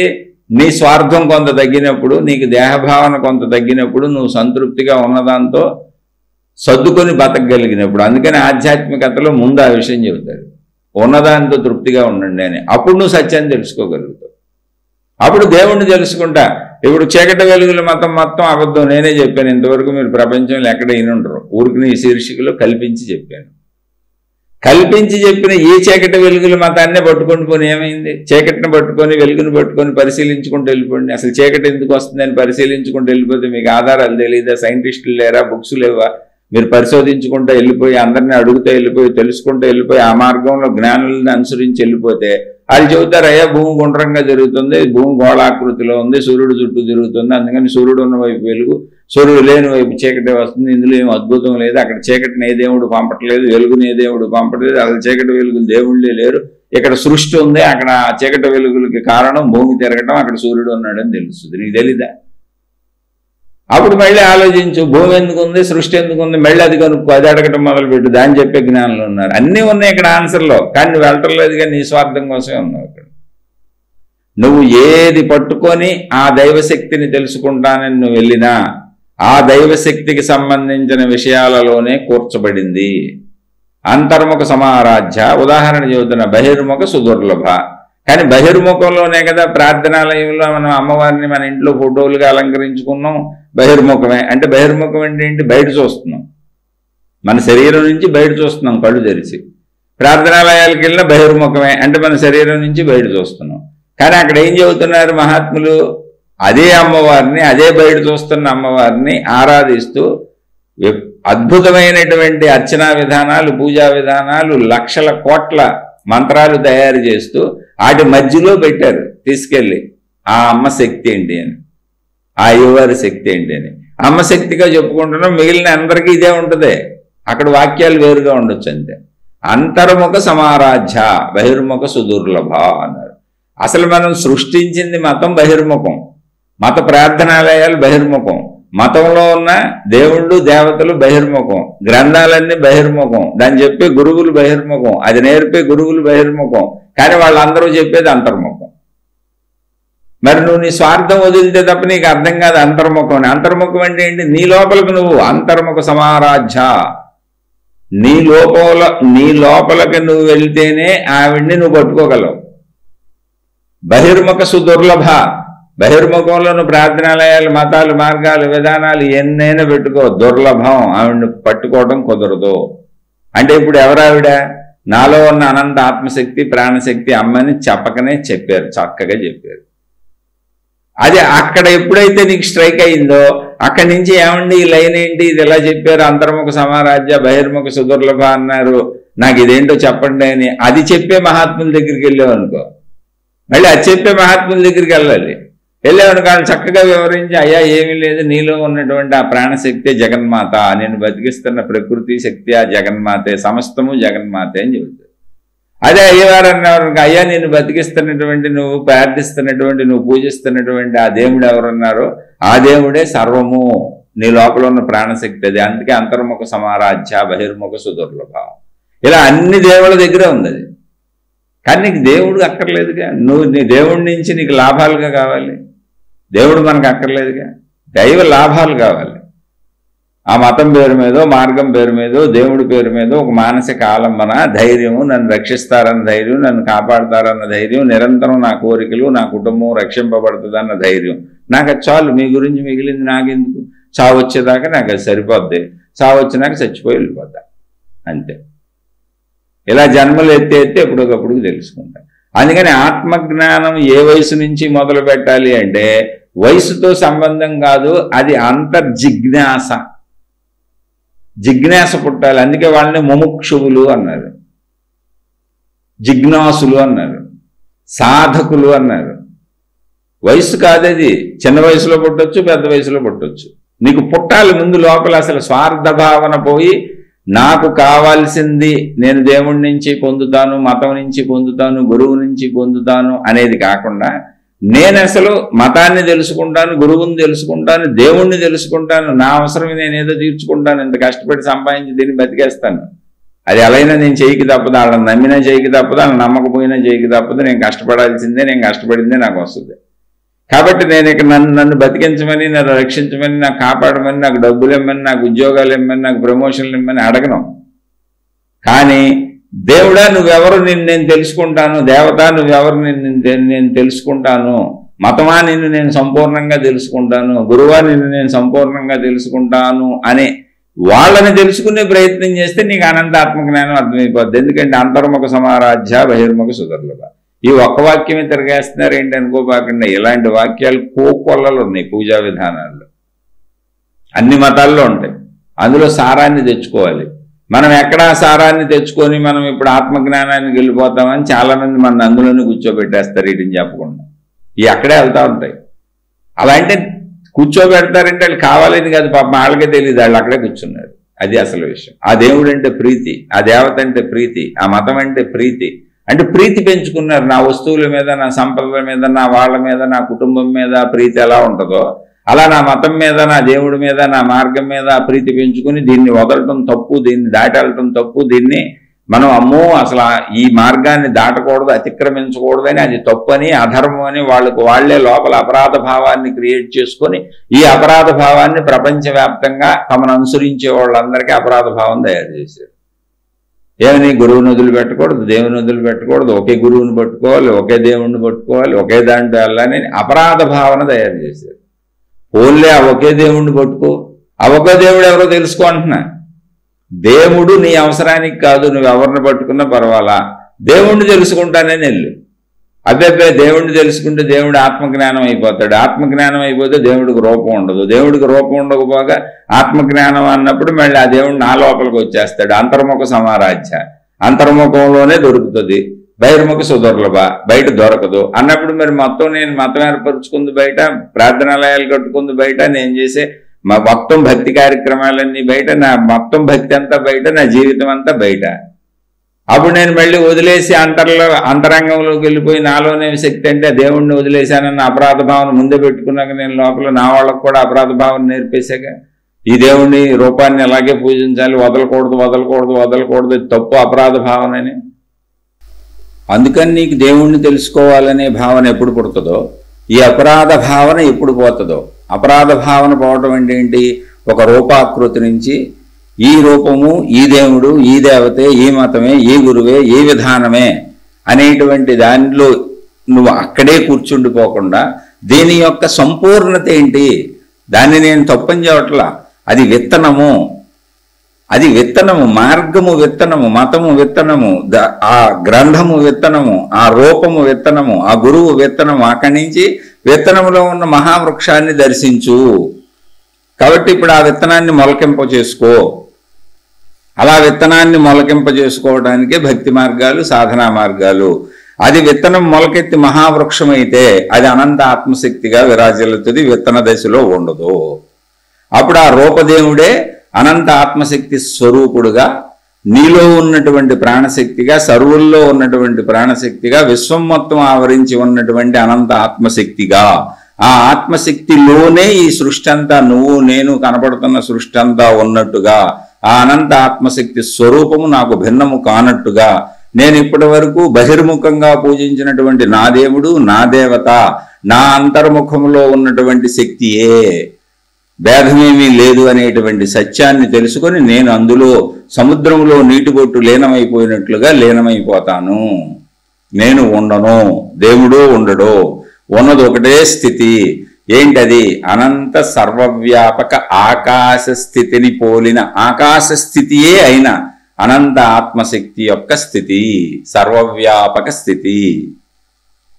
ఏకభావన ఉంటుంది అంతే. నీకేమి గుర్తుండదు. అక్కడ గాఢ నిద్రలో నువ్వు ఎలా ఉంటావో అలాగే చక్కగా ఏకత్వ భావనలో ఉంటావు. మరి ఆ భావాన్ని పొందినటువంటి వాళ్ళకి ప్రపంచం కనపడదా అండి, సృష్టి కనపడదా అండి, మనుషులు కనపడరా అండి, జంతువులు కనపడవా అండి? ఇప్పుడున్నట్టు విడిగా మనం దేహభావనలో ఉన్నప్పుడు ఎంత సృష్టి కనపడుతుందో అదంతా కనపడదా అండి అంటే కనపడుతూనే ఉంటుంది. ఎలా ఉంటుంది? ఎండమావుల్లో నీళ్లు చూస్తున్నప్పుడు చిరునవ్వులు చిందించుకుంటూ నీళ్ళలా వెలుగు కనపడుతున్నది, అక్కడ నీరు లేదు కాబట్టి నేను వెళ్ళి అక్కడ నీళ్లు తాగడానికి ప్రయత్నించకూడదు అనేటువంటి ఎండమావుల జ్ఞానం తెలిసిన వ్యక్తికి ఎలా ఉంటుందో, సృష్టి కనబడుతున్న వ్యక్తికి ఈ సృష్టి అంతా ఏదో ఒక రోజు రూపాంతరం చెందిపోతూ ఉంటుంది. శరీరాలు కోల్పోతాయి, నామరూపాలు పోతాయి, దేహాదులు నశించిపోతాయి, అనంత ఆత్మశక్తి మిగిలిపోతుంది. కనుక దేహాదుల నశింపును నేను ఒప్పుకోవాలి, ఈ ధర్మాలను నేను పాటించాలి, ఇదే సత్యమని నేను భావించుకోకూడదు. ఇది కొంతకాలం ఉండేటువంటి సత్యము మాత్రమే, శాశ్వత సత్యము అనంత ఆత్మశక్తి. ఆ కొంతకాలం వాటితో ఉంటాను, వాటితో కలిసి ఉంటాను, నేను కొంతకాలమే ఉంటాను, అవి కొంతకాలమే ఉంటవి. ఇవన్నీ రూపధారణలో నేను అవి అనేటువంటి భావాలు వస్తే ఇదంతా కొంతకాలం జరిగే ఆట. అవి నాలో కలిసిపోతాయి, నేను వాటిలో కలిసిపోతాను, అన్నిటిలో కలిసిపోయి అన్నీ కలిపి అనంత ఆత్మశక్తిలో కలిసిపోతాయి. మతాలు, దేవుళ్ళు, మార్గాలు, గురువులు, సృష్టి, ప్రకృతి మొత్తం అనంత ఆత్మశక్తిలో విలీనమైపోయి ఒక్క సర్వవ్యాపక అనంత ఆకాశ స్వరూప ఆత్మశక్తే శాశ్వతముగా విరాజిల్లుతూ, అది ఆకాశ స్వరూపమన్న భావన కూడా ఉండకుండా ఏకత్వ భావనలో, స్థిర భావనలో ఉంటాను. సృష్టి కనబడుతూనే ఉంటుంది. సృష్టి ధర్మంగా నేను కొంతకాలం ఉంటాను కనుక, నా చుట్టూ ఉన్నవి కొంతకాలం ఉంటవి కనుక, కొంతకాలము తర్వాత నశింపు ఉన్నది కనుక, ఆ ఉన్నంత కాలము నశింపును అంగీకరిస్తూ నేను చేయవలసిన ధర్మములు నిర్వర్తిస్తాను. అందుకే ఎవరి ధర్మము వాళ్ళు చెయ్యాలి. స్వధర్మో నిధనం శ్రేయ. ఇది కృష్ణ పరమాత్మ భగవద్గీతలో చెప్పింది. ఏ పరమాత్మ చెప్పినంతే. స్వధర్మము అంటే మనిషిగా మన ధర్మం మనం. ఏ జీవికి ఆ జీవికి స్వధర్మం ఉంటుంది సృష్టిలో.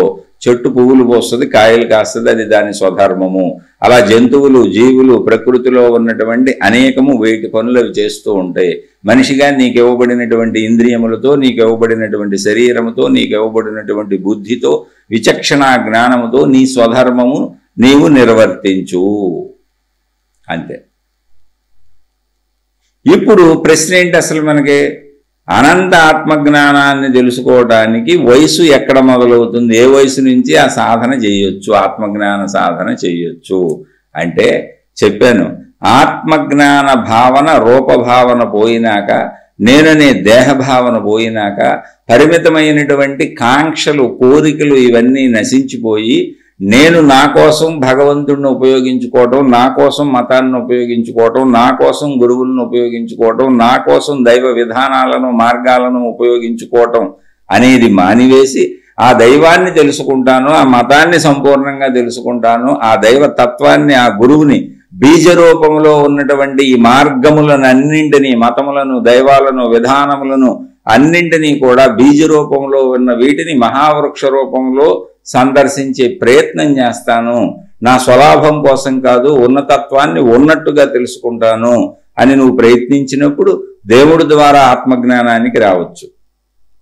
లేదు, నా స్వస్వరూపాన్ని నేను తెలుసుకుంటాను, అసలు నేను ఎందుకు పుట్టాను, నేను ఎందుకు మరణిస్తున్నాను, పుట్టుక మరణం మధ్యలో నా జీవితంలో ఎందుకు నా శరీరం నా ప్రమేయం లేకుండా ఎదుగుతూ పెరుగుతూ వెళ్ళిపోతున్నది, ఎందుకు తరుగుదల వస్తున్నది, వృద్ధులేమిటి, వృద్ధాప్యాలేంటి, అనారోగ్యం ఏంటి, మరణాలేంటి, ఇవన్నీ మన కళ్ళ ముందు సాగుతున్నాయి కదా. మరణం అన్నప్పుడు ప్రాణం పోయిందంటున్నారు, ఆ ప్రాణశక్తి ఏంటి, జీవించి ఉన్నప్పుడు నాలో ఉన్న ప్రాణశక్తి ఏంటి అని నన్ను నేను అన్వేషించుకున్న అనంతాత్మజ్ఞానానికే వస్తాను.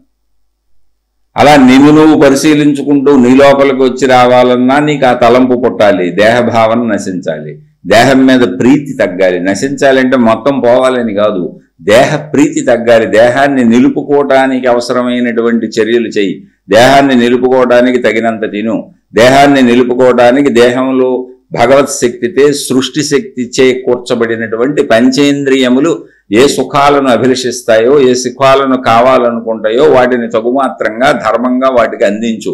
దేహాన్ని నిలుపు.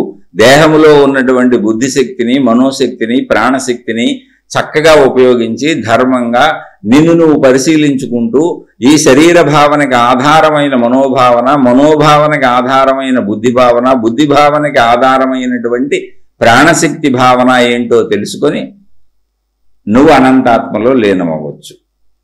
అయితే ఇది నీకు బుద్ధి పుట్టాలిగా. అది ఏ వయసులో పుడితే అప్పుడు. అసలు తెలుసుకోవాలి అన్నటువంటి జ్ఞానము నీలో ముందు పుట్టాలి. ఇదేమిటి అన్న ఆలోచన పుట్టాలి. దానికి వయసుతో నిమిత్తం లేదు. శంకరాచార్యుల వారికి బహు చిన్న వయసులోనే పుట్టిందని చెబుతారు. ఏంటి, 10 ఏళ్ల లోపే. శ్రీరామచంద్రుల వారికి 11-12 ఏళ్ల వయసులోనే ఈ సృష్టి అంతా ఏంటి, ఈ గందరగోళం ఏంటి, ఈ వృద్ధాప్యాలు ఏంటి, ఈ మరణాలేంటి, మనుషులు మరణించిపోవటం ఏంటి, అసలు ఎందుకు ఇలా ఉంది, సృష్టి పుట్టడం ఏంటి, జనన మరణాలేంటి అన్నటువంటి వైరాగ్య భావాలు కలిగితే వశిష్ఠ మహర్షి వాళ్ళ రాజగురువు, కులగురువు, బ్రహ్మర్షి, ఆత్మానుభవం పొందినటువంటి వశిష్ఠ మహర్షి అక్కడే ఆ దశరథ మహారాజు ఆస్థానంలోనే వాళ్ళ గురువుగా ఉన్నారు.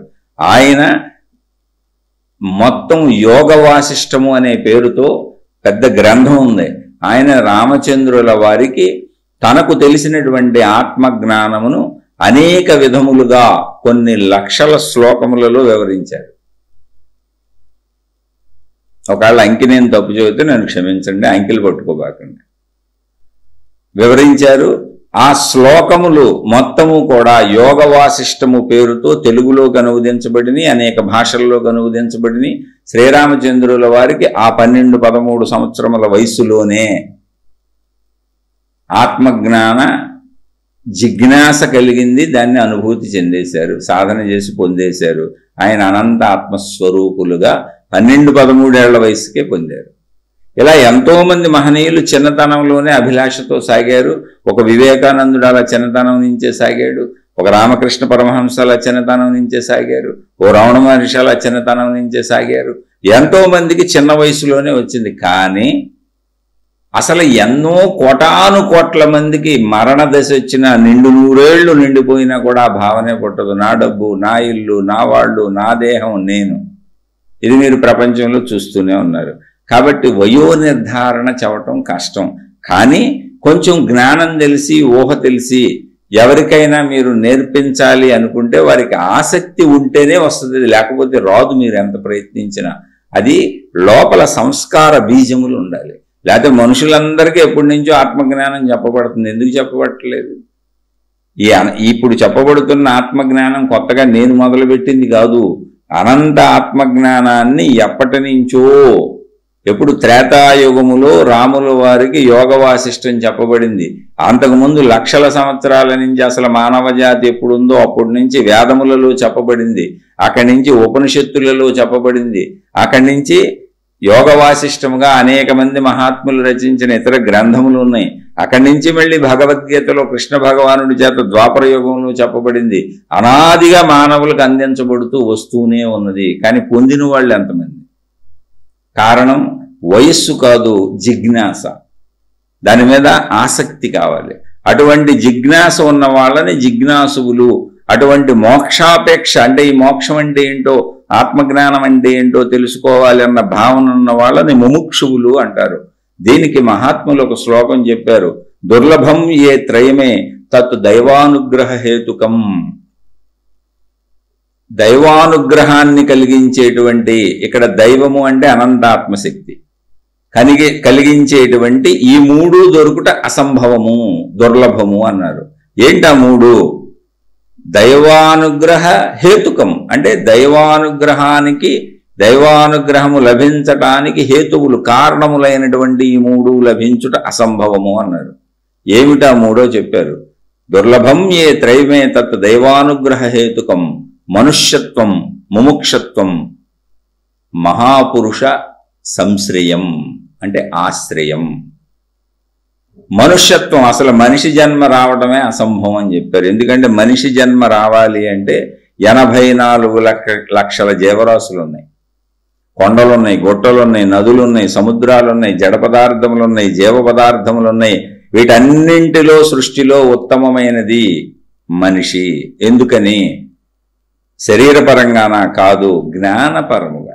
అంటే తనను తాను గమనించుకొని తను అనంత ఆత్మస్వరూపుడును అని తెలుసుకోగలిగినటువంటి ఏకైక అవకాశము ఉన్నటువంటి జీవి మనిషి. మిగిలినవి అనేక జీవులు శరీరపరంగా మనిషి కంటే బలమైనవే, గొప్పవే. కానీ జ్ఞానపరంగా నేను ఆత్మశక్తిని, అనంత ఆత్మశక్తిని, విశ్వశక్తిని, సృష్టి శక్తిని, ఉన్న ఏకైక శక్తి అదే, ఆ శక్తిని నేనే అని అందులో కలిసిపోగలిగినటువంటి అవకాశము, ఆ జ్ఞాన పిపాస మనిషిలో ఉన్నవి. అతను దాన్ని రగిలించుకుంటే, ఆమె దాన్ని రగిలించుకుంటే. అందుకని మానవ జన్మ రావటము కష్టము, దుర్లభం అన్నారు. ఒకటి. రెండవది, ఒకవేళ నువ్వు మనిషిగా పుట్టినా దేహభావంలో నా ఈ శరీరము, నేను, నా కోరికలు, నా కుటుంబము, నా ఇల్లు, నా తల్లిదండ్రులు, నా డబ్బు, నా సంపదలు, నా పిల్లలు, నా భార్య, నా భర్త, అందులో ఇరుక్కుపోయి దేహభావంలోనే ఉండిపోతావు. మీరు చూడండి, ప్రపంచంలో ఎంతమంది ఎన్ని రకాల మోసాలు, తప్పులు, హత్యలు, మానభంగాలు, ఎన్ని దురాగతాలు జరుగుతున్నాయో చూడండి ప్రపంచంలో. ఇవన్నీ దేహభావన కాదా? చిన్న అసత్యము నుంచి అతిపెద్ద యుద్ధాల వరకు దేహభావనలు జరుగుతున్నవి కాదా? కాబట్టి ఆ దేహభావనలోంచి బయటికి రావటం అసంభవం. అందుకని ఎవరికైనా పొరపాటున మనుష్య జన్మ వచ్చినా ముముక్షత్వము, దుర్లభం ఏ త్రైమే తత్ దైవానుగ్రహ హేతుకం మనుష్యత్వం ముముక్షత్వం. ముముక్షత్వం అంటే మోక్ష ఆపేక్ష. మోక్షం అంటే ఏంటి, ఆత్మజ్ఞానం అంటే ఏంటి అని తెలుసుకోవాలి అనేటువంటి తపనతో ఆ దేహభావనను వదిలి ఆ వైపే ప్రయాణించి, అంటే దేహానికి తగినంత సమకూర్చుకొని మిగిలిన సమయం మొత్తం మోక్షం మీద కాంక్షతో దాన్ని తెలుసుకునేటువంటి జ్ఞాన పిపాసతో సాగేటువంటి జిజ్ఞాసు ఎవరుంటాడో అతనిని ఆమెని ముముక్షువు అంటారు. ముముక్షత్వం అంటే ఆ భావన కలగటం అసంభవము. కోటాను కోట్లలో ఎవరో ఒకళ్ళకి కలుగుతుంది అది, ఒకళ్ళ మనిషిగా పుట్టిన. ఎందుకంటే దేహభావం దాటి రాలేం.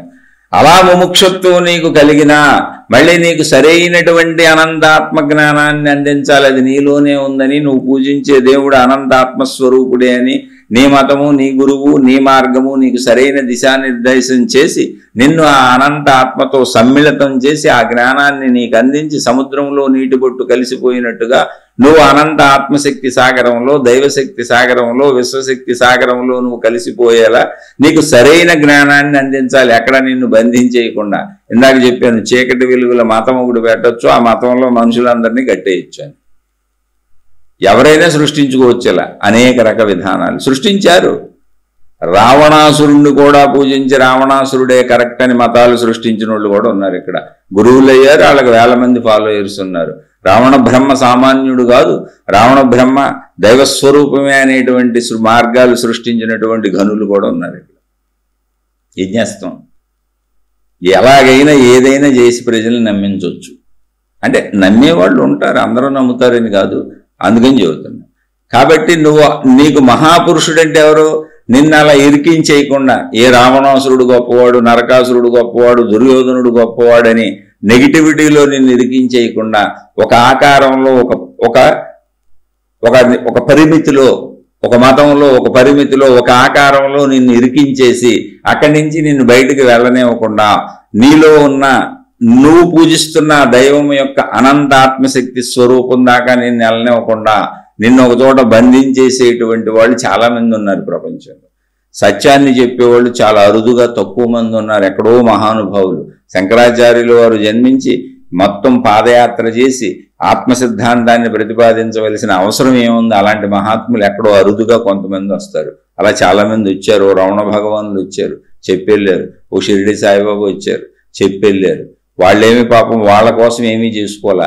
చివరి నిమిషం వరకు చిరిగిపోయిన బట్టలతో భిక్షక వృత్తితో బతికి శరీరాలు వదిలేసి వెళ్ళిపోయారు. ₹1 పోగేసుకోవాలా, మనుషుల్ని తయారు చేసుకోవాలా, ఆడంబరాలు చేసుకోవాలా, ఆర్భాటాలు చేసుకోవాలా. అసలు వాళ్ళు ఎక్కడికి వెళ్ళాలా. వాళ్ళున్న స్థలానికి ప్రపంచం వస్తే వాళ్ళ దగ్గరికి వచ్చి, వాళ్ళ కాళ్ళ దగ్గరికి వచ్చి, వాళ్ళ పాదాల దగ్గరికి వచ్చి, అయ్యా మాకేమన్నా సత్యాన్ని చెప్పండి అంటే వాళ్ళు కూర్చున్న చోట కూర్చొని వచ్చిన వాళ్ళకి 4 ముక్కలు చెప్పారు అంతే. ఉపన్యాసాలు కూడా చెప్పలా.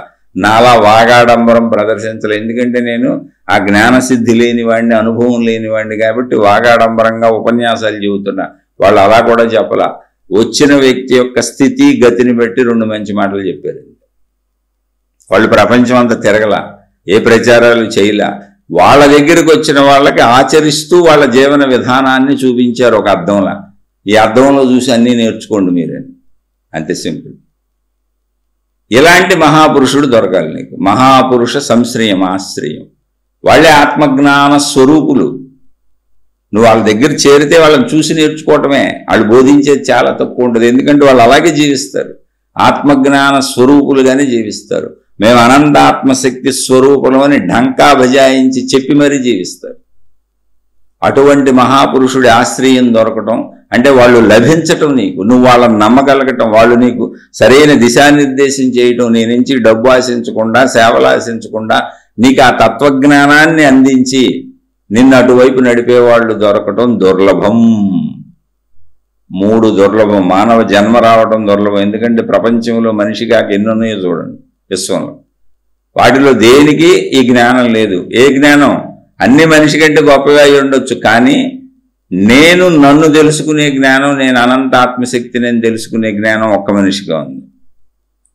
ఆ మనిషికి మళ్ళీ దేహభావంలోంచి విడిపడి ముముక్షత్వం కలగడం అసంభవం.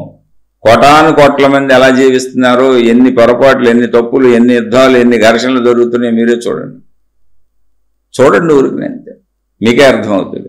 మళ్ళీ ఎన్నుంటే ఎన్నిట్లో ఎన్ని మార్గాలు, ఎన్ని వేల మార్గాలు, ఎన్ని వేల మతాలు, ఎన్ని వందల విధానాలు, ఎవరికి వాళ్ళు వాళ్ళ సమూహాలను తయారు చేసేసుకొని ఊరికనే మన ఇంట్లో గేదెలను కట్టేసినట్టు, మేకలను కట్టేసినట్టు అది దాటిపోకుండా వాళ్ళందరినీ పరిధుల్లో కట్టేసి అసలు వాళ్ళని ఆలోచింపనివ్వకుండా, ఆలోచింప చేయకుండా, ఏమీ తెలుసుకోనివ్వకుండా మేము చెప్పిందే వేదం, మేము చెప్పిందే కరెక్ట్, మేము చెప్పిందే వినండి, ఇదిగో ఇదే అని చెప్పి బంధించేసేటువంటి దొంగలు ఎంతమంది ఇందులో దూరిపోయారు. నిజమైన మహాత్ములు మేము అనంత ఆత్మజ్ఞాన స్వరూపులు అని అక్కడే కూర్చొని నిజమైన మహాత్ములు నీకెలా దొరుకుతారు? వాళ్ళు ప్రపంచంలో తిరగరు, అసలు నువ్వే ఎత్తుక్కోవాలండి.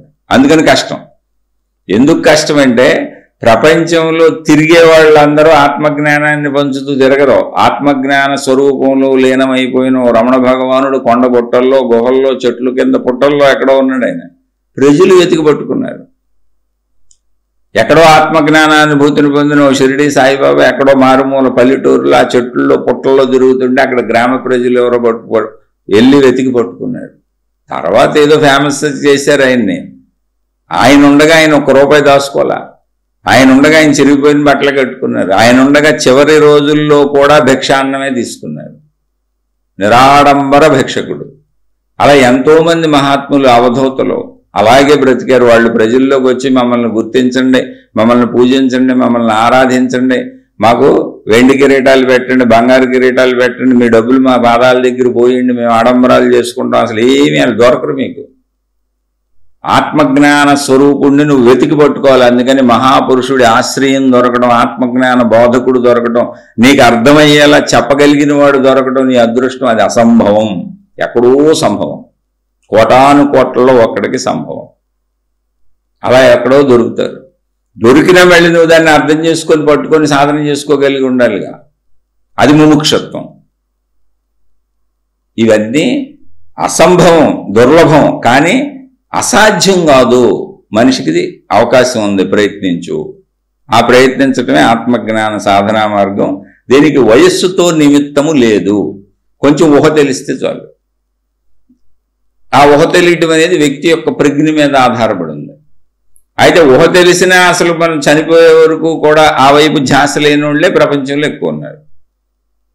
కాబట్టి మీకు మీరు నిర్ణయించుకొని, ఒకవేళ మీ పిల్లలకి ఏదైనా నేర్పాలి, ఏదైనా ఆసక్తి ఉంది, జిజ్ఞాస ఉంది అని మీరు అనుకుంటే, అప్పుడు మీ పిల్లల మనస్తత్వం తెలుసుకొని వాళ్ళకి కొద్ది కొద్దిగా ఏం అర్థమవుతుందో, ఎక్కడి నుంచి మొదలు పెట్టాలో చూసుకొని జాగ్రత్తగా మొదలు పెట్టించవచ్చు. వాళ్ళ ఆసక్తిని బట్టి వాళ్ళు ముందుకెళ్తారు. ఇది మన చేతిలో ఉండేది కాదు. ఇదంతా పూర్వజన్మ సంస్కారాలు. అంటే మనం ఎన్నో జన్మలు ఎత్తుతూ వచ్చి ఉంటాం. ఆ పూర్వ సంస్కారాలు మనలో పనిచేస్తూ ఉంటాయి. అవన్నీ మన ముందుకు నడుపుతూ ఉంటాయి.